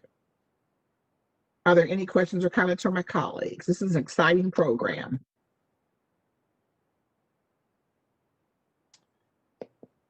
Seeing none, I move for passage. Second. Please call the roll. Brown, Favor, Remy Tyson, President Harden. Thank you. Again, the next ordinance is ordinance number 2763 is to authorize expenditure of $15,500 from the Health Special Revenue Fund to pay the Columbus Foundation, the Foundation for Active Living, for the management of the 2021 community gardening projects. Again, the city's community garden initiative supports the city's effort to build a fair and sustainable food system. As part of our local food action plan, community gardens improve access and education for healthy, affordable, and local food. But beyond improving food access, community gardens provide the space for powerful neighborhood level social change. Since 2010, Columbus City Council has supported 311 gardens with funding over $340,000. And I initially started funding these gardens then. In 2020, 31 gardens were supported by this grant, including 1 new community garden. In an effort to promote equitable, healthy food access and social support networks, 74% of funded gardens were located in Celebrate One priority neighborhoods in 2020. This program also will fund 30 to 35 gardens each year. The Urban Gardening Grant provides funding to support operational and expansion expenses for community gardens, including but not limited to materials for raised beds, plants, and educational resources. The food produced in community gardens are typically shared with volunteers and frequently donated to food pantries. For more information regarding applying for the community gardening projects, please contact Cheryl Graffinino at 614-645-0867. And if there are no other questions or comments regarding that ordinance, I move for passage.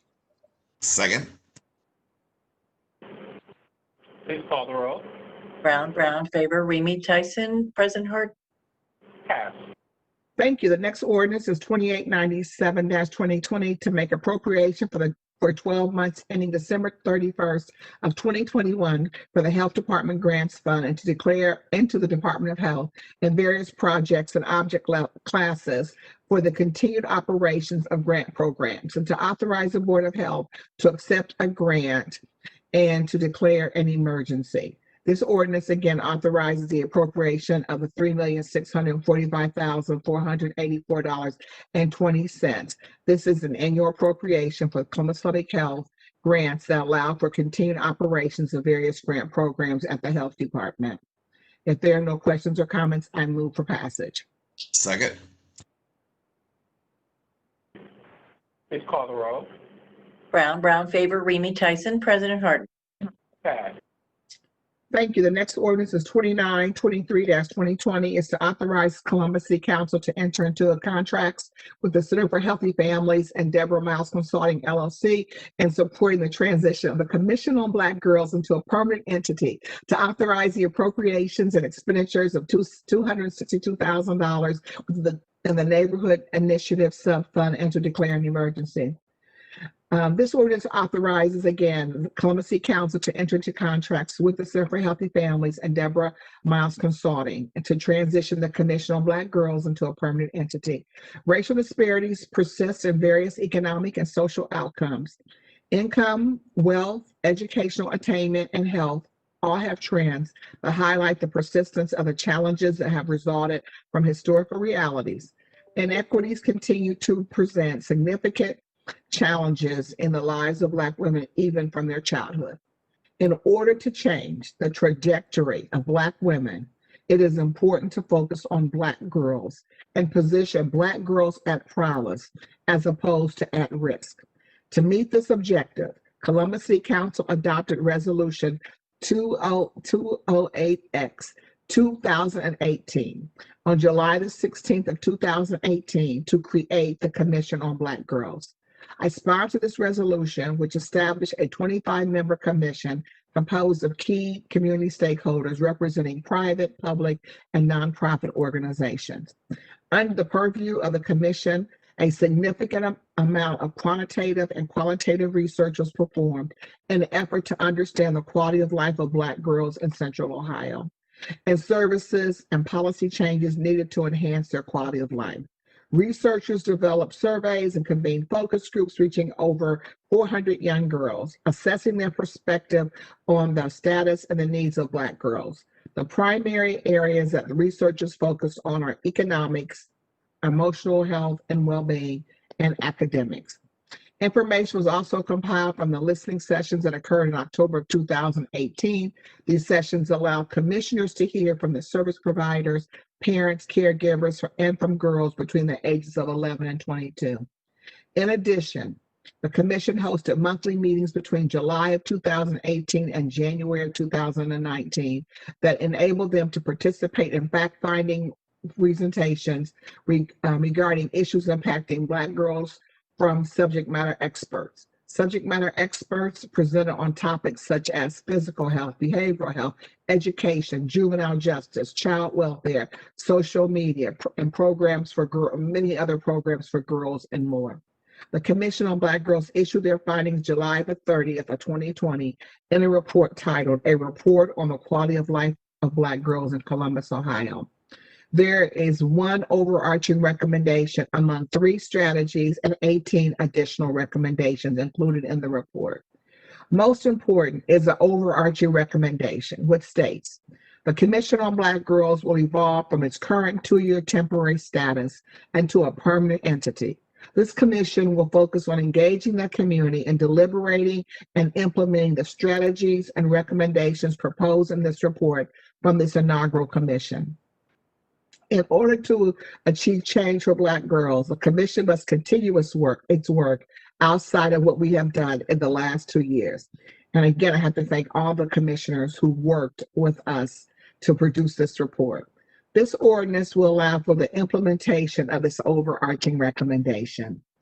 The operations of the Commission on Black Girls will transition to the Center for Healthy Families.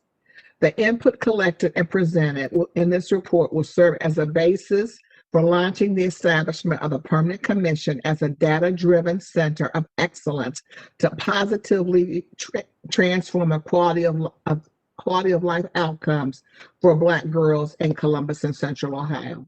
The Commission on Black Girls, as part of the Center for Healthy Families, will engage the community to advance systemic change that will positively transform the quality of life for Black girls. Funding will support the strategy and infrastructure development for the advocacy and public policy arm in order to execute the Commission on Black Girls research study that outlines 3 recommendations and 18 strategies. Also, Deborah Miles Consulting will assist in the transition of the messaging and marketing and communication channels as we manage communications with the COBG Advisory Council to keep Black girls and ideas and needs front and center.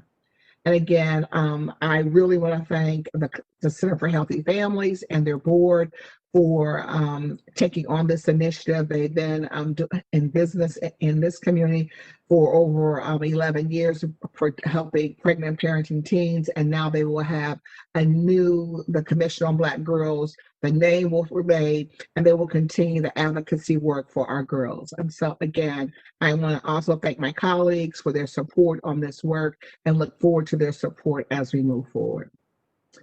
If there are no questions and comments from my colleagues. Councilmember Tyson? Yes, Councilmember Favor. I just wanted to really just take a moment to honor you and your leadership, your vision for this commission. If our residents didn't have an opportunity to tune in to the conference that you hosted for the young ladies just a little over a month ago, the public hearing that you hosted last week, every step of the way, you have kept the community abreast of what the commission was working on. And with the release of the findings, I think it truly does provide the evidence that the community, if they didn't need it, they now have it. Why the Commission on Black Girls needs a permanent residence, excuse me, and the need for this work to continue long after every member of this body is no longer serving in this capacity. As a Black girl, a Black woman now, I can't even imagine what I would have, the opportunities that would have come in my direction, the level of confidence I would have had navigating the world of high school and middle school, and just trying to find your place in the world, and to have someone that you look up to, and you know that it truly does fight for the people. See you validate your experience and your struggles. I think it just truly demonstrates to our young Black girls that we care and we're fighting for them every single day. And so I just want to personally say thank you for what you've done, and just a round of applause. Thank you. Thank you, Councilman Favor. I appreciate that. And I can't wait to share with my colleagues the information from the summit and what the girls told us, the evaluations that how important having that summit was for them, and to share that information with our colleagues. And again, and I'll say this, the reason this commission was so important is because it really does help to solve community needs. That's why it was started. And so the way I mentioned earlier, the work of the Women's Commission is very important. And I see this as upstream work. You're working with on the commission, and certainly Councilmember Elizabeth Brown and yourself have been on this on the Women's Commission. But so many issues, if we want to look at poverty in our community, and who it's really Black and brown people that are really suffering in our community. And if we're going to change that, the work that the commission's doing and this council is doing is important as we're helping women, but we also have to help our girls not to go down that same path. And that's why this work is so important. If we want to stop having to spend so much money to pay for the homeless shelter, then you've got to work with Black women and Black girls, because that's who's in the shelter. So that's why, I just believe in you've got to figure out what's the problem and how you solve that problem. So if we're going to, and I'm not saying that Black women are the problem, what is the problem and how do you move people forward so that we're not continuing to go down this path? So again, I appreciate the work of my colleagues. I can't wait to share more information from things that we've been doing with our girls. And I So with that, I'm excited it's going to have its permanent home, and someone each and every day will have staff that are going to be focusing on our girls and working with organizations that work with our girls to improve their quality of life. And it could not have been done without the support, not only of this council, but certainly I know the administration is supportive. The mayor has stated that. And so I'm very blessed and thankful. And then for Fran Frazier and Frederick Bertley, who chair the commission, on all the 25 and on the other 23 commissioners, it's kudos to them. So with that, I will now Councilmember, can I say something? Sure, you can. Councilmember, I really appreciate the work that you have done, and I want to make sure you know that in this process, you've taught people a lot of things who've watched you do this deliberative work, and that matters a great deal. You've taught me things as I've watched you engage in the work, and let alone, the girls that you've celebrated as being at promise. And I just want to emphasize that point, that sort of personal impact you have on people through this work. And then the second thing I want to emphasize is the opposite of person by person impact. This work has generational meaning because women raise communities, and your work to help Black girls has generational meaning. And I just want to thank you for that and acknowledge the micro and the macro that this kind of work accomplishes. So thank you, Councilmember. Thank you. And certainly Councilmember Brown, you certainly, from being a part of City Years, this next 7 generations work. How does our work affect the next 7 generations? And this is what this work is really about. And so again, I thank you for it. And who would have thought that, anyway, I would say when I started the work, there were a lot of people that did not want to hear about this work. And 2 years later, I think that people are wanting to hear it and understand it and want to make sure that we're all moving forward together. So with that, again, I move for passage. I just, did you have anything? I think President Hardin, you'll say it after me, but I just want to, before I second, just applaud you for your hard work, Councilmember Tyson, and this important work, and to take and establish something for permanency in this realm is very important. So I appreciate you bringing this forth tonight, and I second enthusiastically. Thank you. Thank you. Thank you for the second. Councilmember Tyson, I told you this the other day during your hearing. I remember when you rolled out this Black Girls Commission, and a true life thing that folks said to me was, why are we focusing on Black girls? Why not just focus on girls?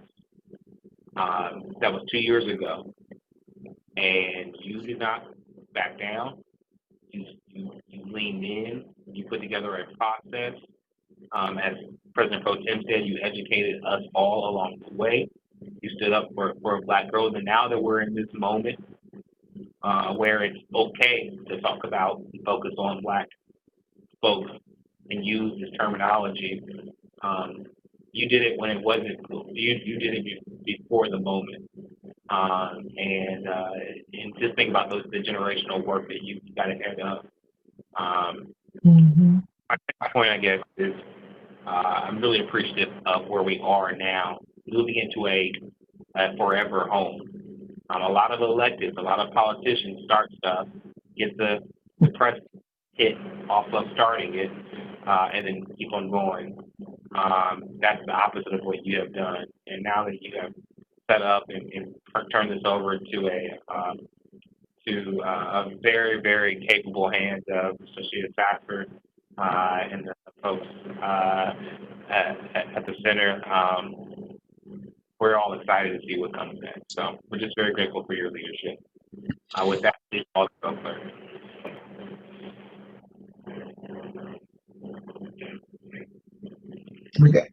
Well, again, Councilperson Harden, thank you very much. I'm sure Ms. Safford's on the phone and her board's excited to do this work, and they are just excited to take this to another level, and that's what this is really about.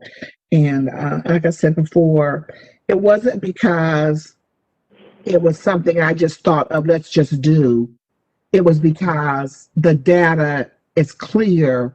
If we're going to improve the lives in our community, if we're going to ever save money, we've got to focus on where the issue is. And so, and we also have to think about who's raising these, mostly single moms raising children, and those are mostly single Black moms. And so if our sons and daughters are going to be able to be successful to move forward, we've got to focus on this area. So again, and now it's about our girls, and they're doing amazing things. I'm excited about the girls and giving them a voice. And we're going to see some significant work move forward in our community with the help of this body and working with our community and sharing the work with the community. So with that, again, thanks everybody. I'm going to move for passage. Clerk, please call the roll. Brown, Favor, Remy, Tyson, President Hart. It is passed. Thank you. And let's see.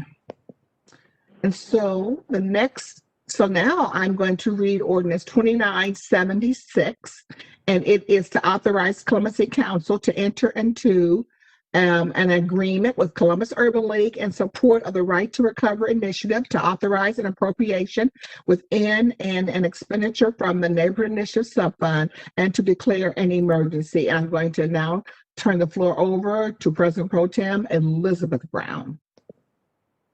Thank you so much, Council Member, and thank you for your joint sponsorship tonight.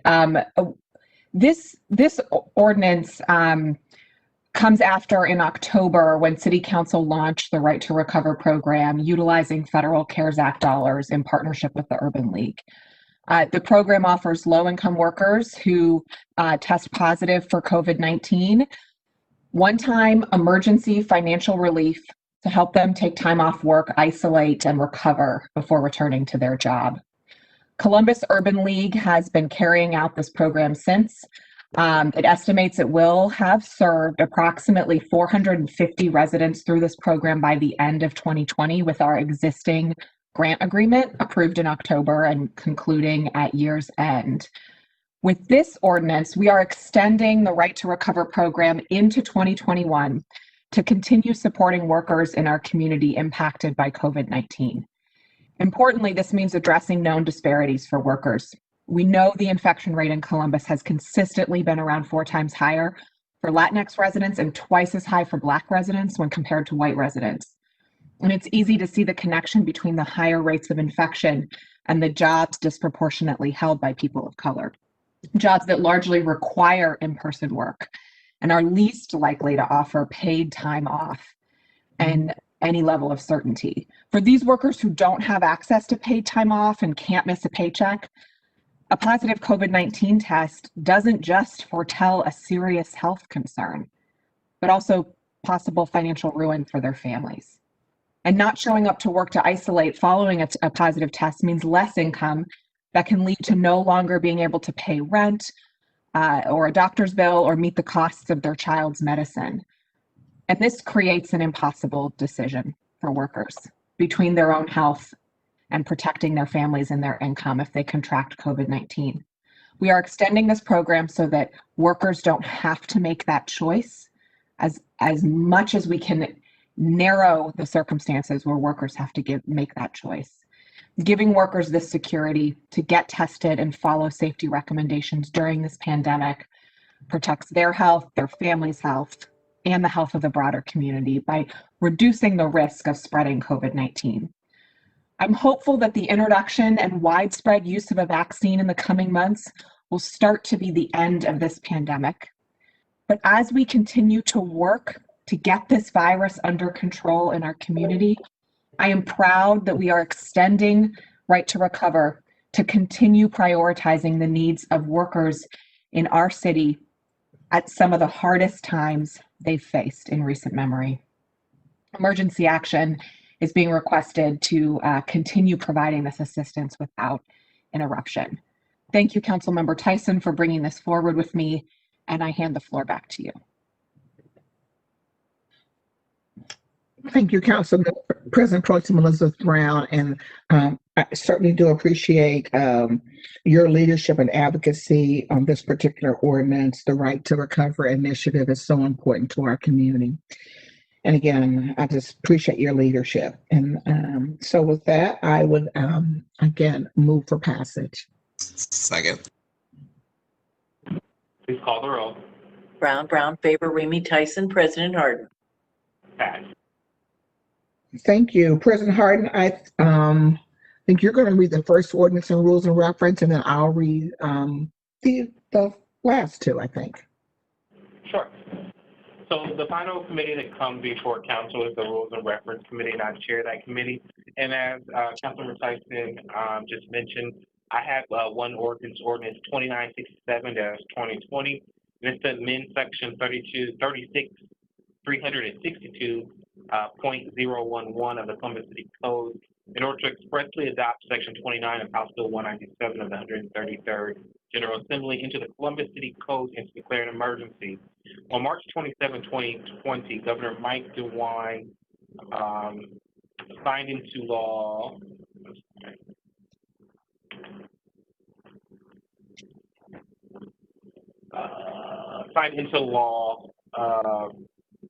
I lost my place, I apologize.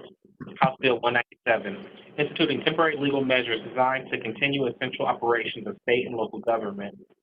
Section 29 specifically addresses the tax treatment of employees working remotely in a location different from their principal place of business. This ordinance expressly adopts Section 29 of House Bill 197 of the City Code. Department of Income Tax and the City Attorney's Office has recommended incorporating into Chapter 32 a reference to House Bill 197 for ease of reference for local residents and tax practitioners. At this point, I'll turn over the floor to Councilmember. If there are no questions or comments, I move for passage. Second. Madam Auditor, do you have any comments on this? I apologize. I just saw your face. No, sir, you did a fine job. Thank you, though, Council President Harden. This is simply amending our code to match that of the existing state. Thank you, sir. Thank you, Madam Auditor. So no further questions. Did we get a second on this? I think we did. Clerk, please call the roll. Brown, Favor, Remy, Tyson, President Harden. Ordinance is passed. Now I'll turn it back over to Chair Tyson.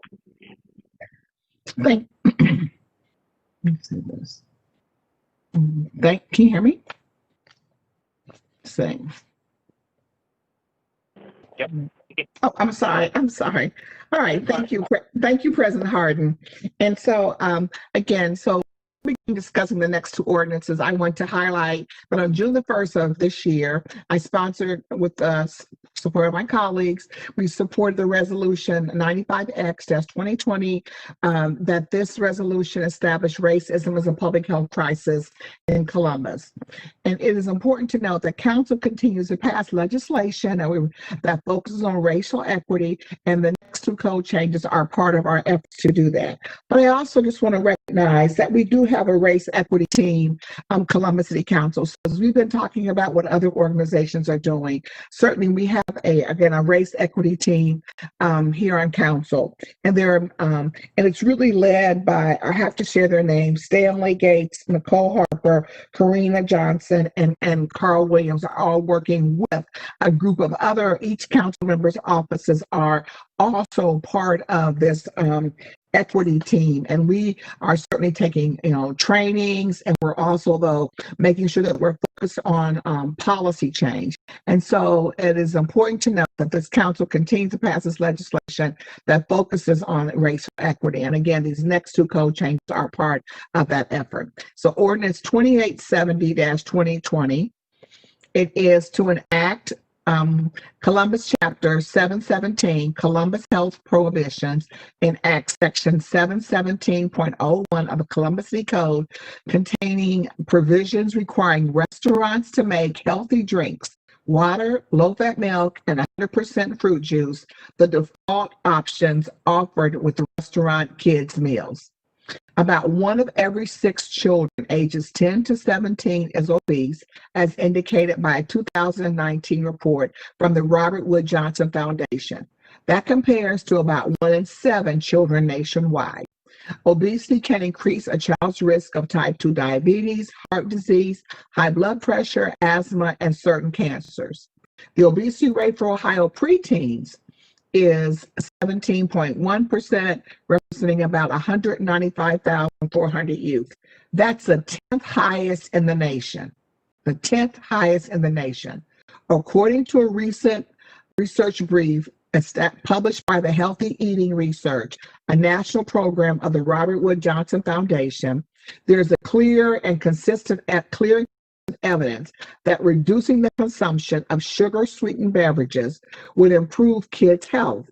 The brief stated that sugar-sweetened beverage consumption is closely tied to an increased risk for developing overweight and obesity, getting dental cavities, and potentially developing insulin resistance among children. In response, many government entities are adopting policies intended to limit the sugar-sweetened beverage consumption amongst children and encourage healthier choices. In July of this year, Cleveland passed legislation intended to limit sugary beverages for children, and similar legislation has been passed in other municipalities such as Philadelphia, Louisville, Baltimore, San Francisco, and New York. The default beverage policy that is being proposed by Columbus is modeled off the ordinance that was passed in Cleveland and will take effect 6 months after passage. In addition, food service operations that violate this code will be subject to a minor fine and an appeal.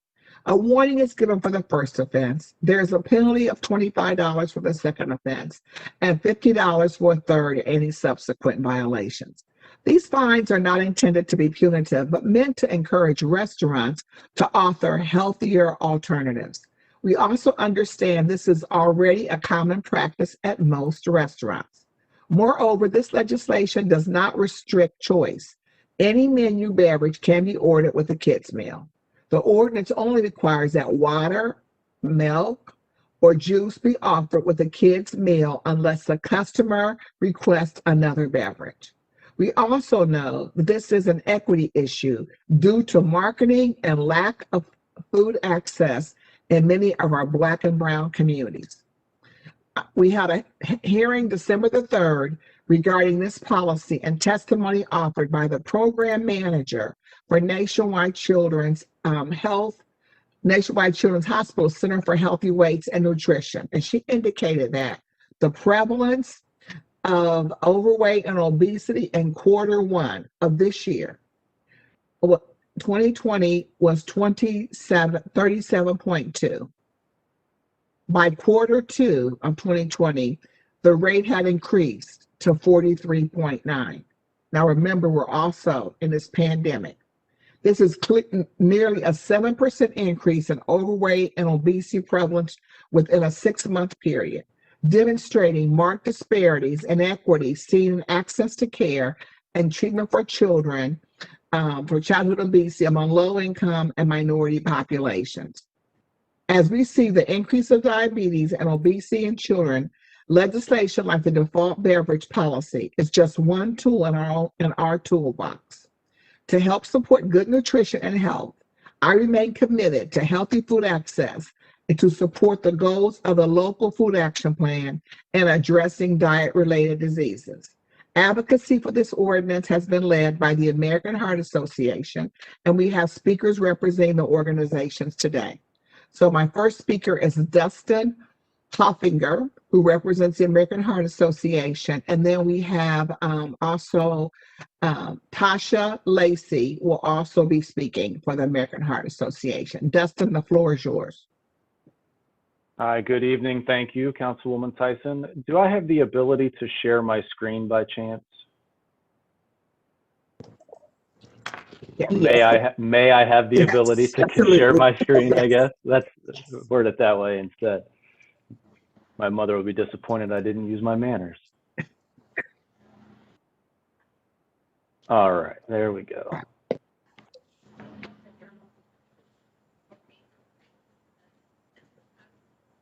All right, so can you all see my screen okay? All right, well, thank you, Councilwoman Tyson, President Hardin, and members of the Columbus City Council for the opportunity to outline and express support for Ordinance 2870 this evening. I'm Dustin Holfinger, the Ohio Director of State Government Relations for the American Heart Association, and I'd like to thank Councilwoman Tyson and her staff for their unwavering interest in addressing those health disparities and inequities that she mentioned that are being faced by our minority populations in Columbus. I would also be remiss if I didn't also thank the members of the Healthy Kids Meal Coalition and the Columbus Public Health Department for their support of this initiative. This ordinance, as she mentioned, will require default beverage options for kids' meals be healthy options and applies the same standards that are currently active in local schools and many early child care centers and extends those same protections to our children in restaurants. These protections are extremely important for our at-risk children because in Columbus, data shows that these kids, often from low-income neighborhoods, have easy access to fast foods that are high in calories, salt, fat, and sugar, and are often served with soda. This contributes to our middle school students being more likely to have a soda in the previous day than middle school students from more affluent areas. And this makes sense as we look at who is being targeted by the marketing of sugary beverage companies. As you see here from my graphic on the screen, beverage companies spent roughly $1 billion in 2018 to advertise their sugary beverages, while they only spent $54 million for diet soda and other diet drinks, and even less, $219 million for their healthier options, plain water and 100% juice. As a result, minority teens will see double the number of television ads compared to their white counterparts at 331 to 145. And this is also true of billboard advertising. When you drive around, you'll notice that in low-income areas, it's not financial planning billboards, it's soft drinks and sodas. Sadly, the marketing of these beverages seems to be working. And as we look at the obesity rate for Ohioans, Hispanic or Latino children are facing a 28% obesity rate, 22% of non-Hispanic other race, 21% of non-Hispanic Black face obesity issues, and only 17% of non-Hispanic white children are facing obesity concerns right now in Ohio. This information proves how important it is to address this issue and find a resolution that does not negatively affect the restaurants, but actually provides healthy options for parents when they take their families out to eat. On average, those children are drinking more than 30 gallons of sugary drinks each year, according to a joint AHA and American Academy of Pediatrics release from March 2019. That is enough sugar to fill one bathtub and 10 times the recommended amount. And here's just a highlight of how many teaspoons of sugar are in the most common beverages for children: water, sports drinks, sweet tea, soda, and lemonade, as you can see. The AHA appreciates the work of the Ohio Restaurant Association and many of its members that have already taken it upon themselves to provide the healthy drink options for the kids' meals. And those are on the left-hand side. Those on the right-hand side, we are hoping will join this fight and take it upon themselves eventually if their municipalities do not pass such a similar ordinance. Columbus City Council and the administration have a unique opportunity here to support the great work being done by clinicians and service providers across the city and to address the health needs of children and families by passing the Healthy Default Drinks policy. Similar policies have been passed in 18 other municipalities, including Cleveland up north, and statewide policies have been enacted in Delaware, Hawaii, and California. I will now answer any questions if there are any, or if you'd like me to pass it on to Tasha Lacey, that is fine as well. And how do I stop sharing? There we go. Dustin, I think you can pass it on to Tasha.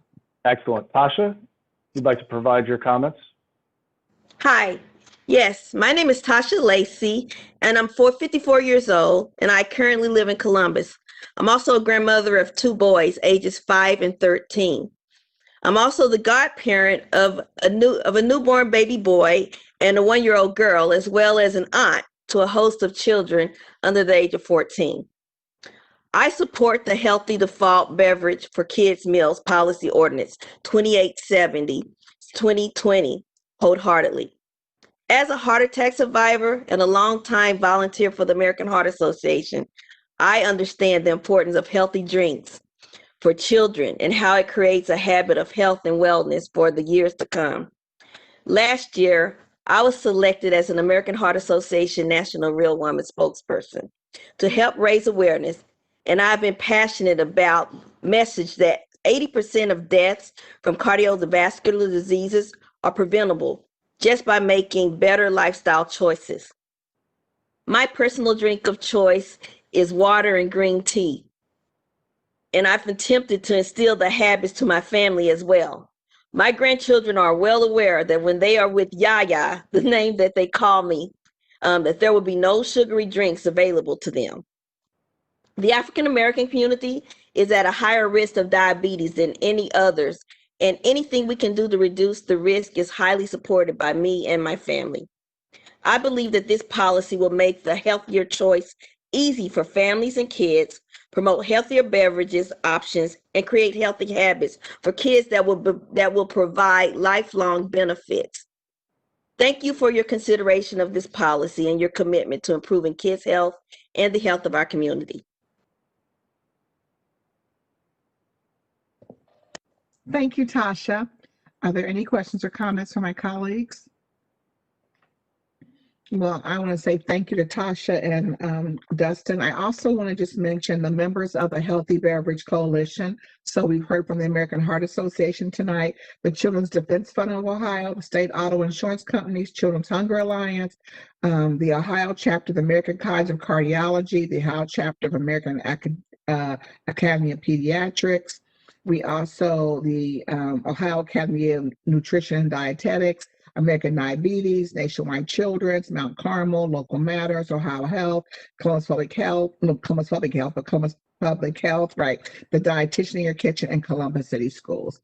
And we're also, we're pleased to hear that the Ohio Restaurant Association and Ohio Beverage Association share collective belief that healthy drinks should be the default options for kids' meals, so parents have better options to choose from. And so with that, if there are no questions or comments from my colleagues, I move for passage. Second. Please call the roll. Brown, Favor, Remy, Tyson, President Harden. Pass. Thank you. And the final ordinance this evening and rules and reference is 2880-2020, and it is the Crown Act, Protecting Natural Hairstyles, to amend section 2331.01 of Columbus City Codes to clarify that discrimination on the basis of hair texture or protective or cultural hairstyles is discrimination on the basis of race. Ordinance 2880-2020 is an update to the civil rights section of the Columbus City Code. This proposed legislation will amend 3231.01 of Title 39 of Columbus City Codes 1959 to include hairstyles and protective and cultural hair textures as an additional protective class of individuals that are intended to be protected from discriminatory practices.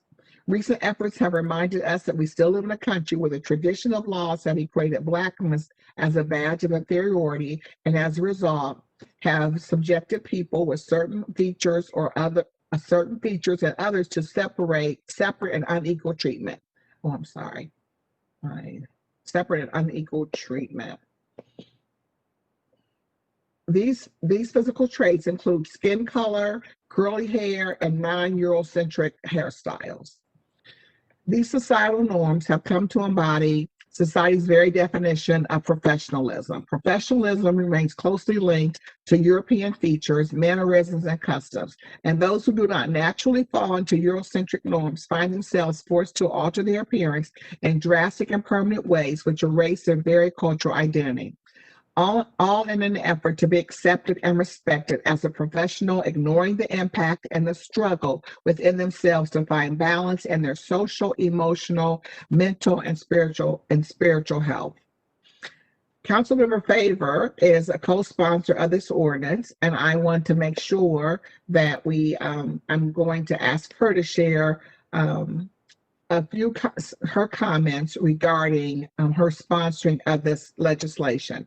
However, before we get along too far, I want to thank my fellow council members for supporting the resolution 115X-2020, which is also co-sponsored by Councilmember Favor, which passed on July the 27th of 2020, expressing support for the Crown Act, creating a respectful and open world for natural hair, recognizing the impact of racism as a public health crisis and implicit bias in the city of Columbus is part of our efforts to address racial inequities. We are here today to follow up on the Crown Act resolution and to make sure that protective and cultural hairstyle provisions are a permanent part of the city code. The Crown Act, which first came about as a result of a national effort by the Crown Coalition, which was founded by Dove, the National Urban League, the Western Center on Law and Poverty, and the Color of Change, and supported by more than 50 non-governmental organizations and nonprofit organizations. These groups have been working to raise awareness for this issue of hair discrimination and to drive action to end hair discrimination in workplaces and schools. The legislation that's being proposed today will specifically add 2 additional provisions to the Columbus City Code and will state in pertinent part that race is inclusive of traits historically associated with race, including but not limited to hair, textures, and protective and cultural hairstyles. And protective and cultural hairstyles includes, but is not limited to, such hairstyles as braids, locks, cornrows, bantu knots, afros, and twists, whether or not hair extensions or treatments are used to create or maintain any such style, and whether or not hair is adorned by hair ornaments, beads, or head wraps. And so we also want to share that as we continue our quest, we ultimately want to be known as a place where people, regardless of their background, can find acceptance and where justice is not given lip service, but codified into law. We see inequity as a threat to justice, and we, the leaders of Columbus, we will fight to make sure that the inequity of any type is shut down at every turn. Further, as we consider the importance of this code change in 2020, I want to reference a letter sent to President Hardin by the Women's Legal Society at The Ohio State University Moritz College of Law. The letter was sent to urge council to pass an ordinance that would ban discrimination of natural hair. And the letter highlights the following. Despite the assumption that hair discrimination would be included in an already established federal civil rights laws prohibiting discrimination based on race, it is extremely prevalent in our society today. And just in 2017, a charter school near Boston had a policy of issuing detentions to young Black women who wore their hair in braids. In 2018, a biracial 16-year-old boy was forced to cut his dreadlocks to participate in school wrestling match. In 2019, a public elementary school displayed photos of Black children with braids to illustrate inappropriate haircuts. I appreciate these examples, and I'm also aware that discrimination based on hair textures and styles do not only occur in school, but this practice that is all too common in the workplace as well. The official campaign of the Crown Act indicates that Black women are 1.5 times more likely to be sent home from the workplace because of their hair. Black women are 80% more likely than white women to agree with the statement. I have to change my hair from its natural state to fit in at the office. Before we begin to move on for passage, I would first like to ask Councilmember Shayla Favor to present her remarks on this code change this evening. Thank you, Councilmember Tyson. I am so proud to serve as a co-sponsor on this very important piece of legislation that aims to eliminate discrimination on the basis of hair texture. Black women and Black men as well have been penalized for showing up as themselves in the classroom or professional environments for far too long. There is no reason that a Black girl should be suspended from school for wearing her hair in its natural Afro state, nor should a high school wrestler be eliminated from a match for wearing dreadlocks. Unfortunately, these things are happening in this country, but I'm proud to serve on a council that will not allow it to happen here in Columbus. No longer should Black women feel compelled to straighten their hair for the workplace in fear of judgment or discrimination. The texture or style of our hair does not determine our skill set nor our ability to complete a task. We must stand up against all types of discrimination. And the Crown Act is a powerful statement in support of Black people being able to exist as they are. Thank you again, Councilmember Tyson, for bringing forward this important piece of legislation that is a step forward in combating racial discrimination in Columbus, Ohio. Thank you, Councilmember Favor. And I want to also acknowledge, and I'm going to have her speak on this, is the Department of Neighborhoods, Director Carla Williams Scott, who leads the Columbus, oh my gosh, the CRC is a part of the is a part of the Department of Neighborhoods Community Relations Commission. And really just want to so Director Cullen Scott to speak, but I also want to say that this legislation, so to be very clear, it's definitely about discrimination in the workplace, in housing, and public accommodations. But I will share, I'm hopeful that the legislation that if we pass this tonight, certainly we will be able to talk to our schools regarding, because this is more about employment. And I want to make sure that this will hopefully allow us to have these conversations with the schools that our children attend so that they will look at hopefully changing their policies to make sure that young people in school are not discriminated based upon their hair texture. And so, again, I would like to ask Director Carla Williams Scott to please share her comments regarding this legislation. And we're so happy that she's been doing a lot of work in this regard with the CRC, and she is a partner with us on this work. Director Williams Scott. Thank you, Chair Tyson, Co-Chair, Councilmember Favor, President Hart, and members of Council. Again, as you stated, the Community Relations Commission and Department of Neighborhoods is pleased to work with you on this. We recognize the importance of ensuring that those who choose to wear natural hairstyles do not face discrimination when it comes to employment and housing or public accommodation. We appreciate our strong partnership with Council, with you and all the members of Council, to make sure that our city code remains up to date and is addressing current concerns and issues to serve the residents of Columbus. Thank you again for your partnership. Thank you, Director Carla Williams Scott. I also want to thank the City Attorney's Office for their work on on their work in ensuring that we have the proper language to be able to present this code change this evening. And I now would also want to thank Carl Williams on my team who worked on this legislation.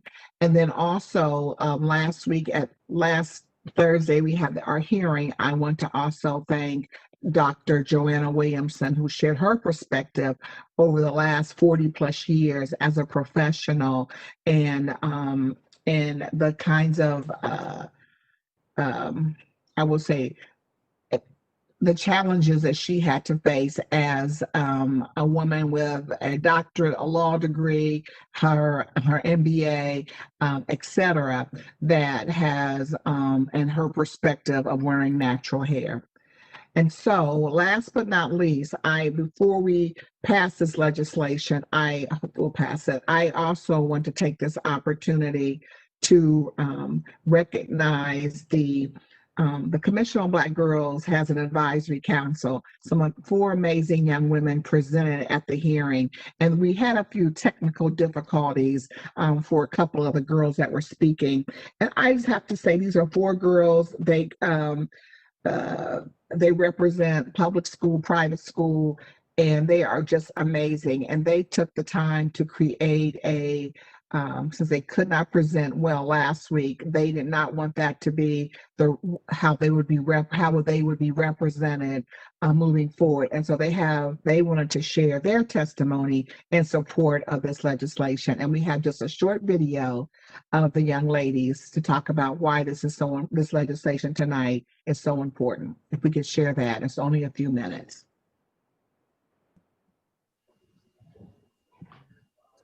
Don't touch my hair when it's the feelings I wear. Don't touch my soul when it's the rhythm I know. Don't touch my crown, they say the vision I found. Don't touch what's there when it's the feelings I wear. Hi, I'm Amaya. I'm Britton. I'm Kaden. And I'm Mackenzie, and we are all members of the Commission on Black Girls Advisory Board.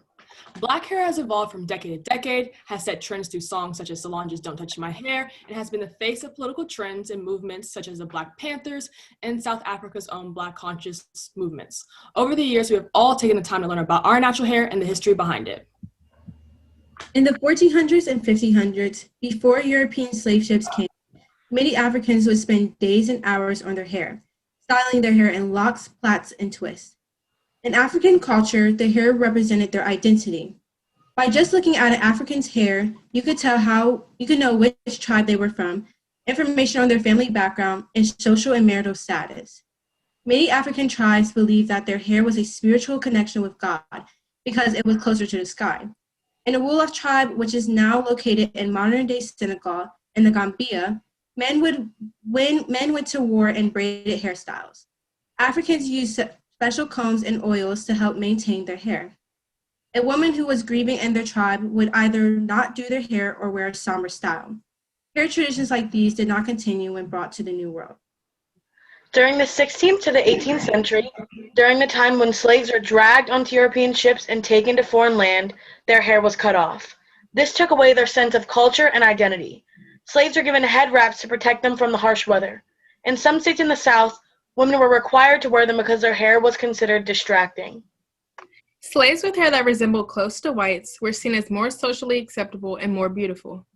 Being stripped away from their heritage has led us on a journey to find ourselves through reinventing and discovering the importance of our natural hair. Here are some of our experiences in the journey of finding the beauty in our natural hair. As a Black girl who often does protective styles and is frequently experimenting with my own natural hair, I like to advocate to others that it is okay to love your natural hair, and most of all, it's important to love and embrace your natural hair. Everyone has their own journey to loving their natural curls and coils, figuring out what works for them and what doesn't. Exploring different ways to style my hair through trends and my own creativity allows me to love my hair, my natural self, and the cultural significance behind it. During my difficult transitioning phase, I was told by many other white classmates that my hair looked better while straightened. And some even went as far as telling me what hairstyles I should and should not wear. Like many other Black Indigenous people of color, I came into situations where my hair was called exotic and touched without my approval. Experiences and comments such as these did not make this difficult phase for me any better. But through this experience, I was able to learn how to truly love my own curls and coils, and not compare my journey and hair to others. I've been on a constant journey of finding out my curl pattern, what products suit and quench my curls, and overall loving my texture, my shrinkage, and my frizz. It definitely has not been a linear process, but loving my hair has given me a sense of identity within the Black community that I never had before. My hair is not an exotic showcase, but rather a physical manifestation of Black history deeply rooted between each curl and tangle. Being able to love your hair is an experience I hope any person of color is able to go through because it is truly such a beautiful thing. Everyone has different experiences with their natural hair at all different extremes. Girls have been expelled from school, taunted by their peers, hate crime, and more. But each time these horrible experiences happen, Black girls come back stronger than ever and ready to flaunt their natural hair. That's the beauty about natural hair. It grows and changes along with us, each strand strengthening after every downfall. Natural hair is essential to the emotional and mental growth of young Black, Indigenous people of color and should not be ashamed upon. Black hair is important today because for so long, society has told us that our hair isn't beautiful. They told us to resent our hair. They told us we should conform to Eurocentric beauty standards. They told us it was too wild and needs to be tamed.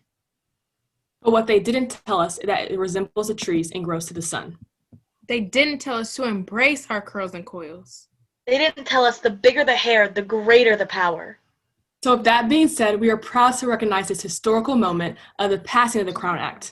Through the Crown Act, we hope that Black, Indigenous people of color will no longer be discriminated against because of their natural hair in schools and work environments and community. And as young leaders and role models, we hope to guide other individuals to being confident in accepting their natural hair. Culture, individuality, and power are rooted in natural hair. And with an act like the Crown Act, natural hair will no longer be a fear to other young Black, Indigenous people of color, but a rite of passage into breaking glass ceilings and exhibiting the confidence that is needed in times like these. Once again, I'm Kaden. I'm Amaya. I'm Mackenzie. And I am Britton, and we thank you for taking the time to listen to us on this very important issue.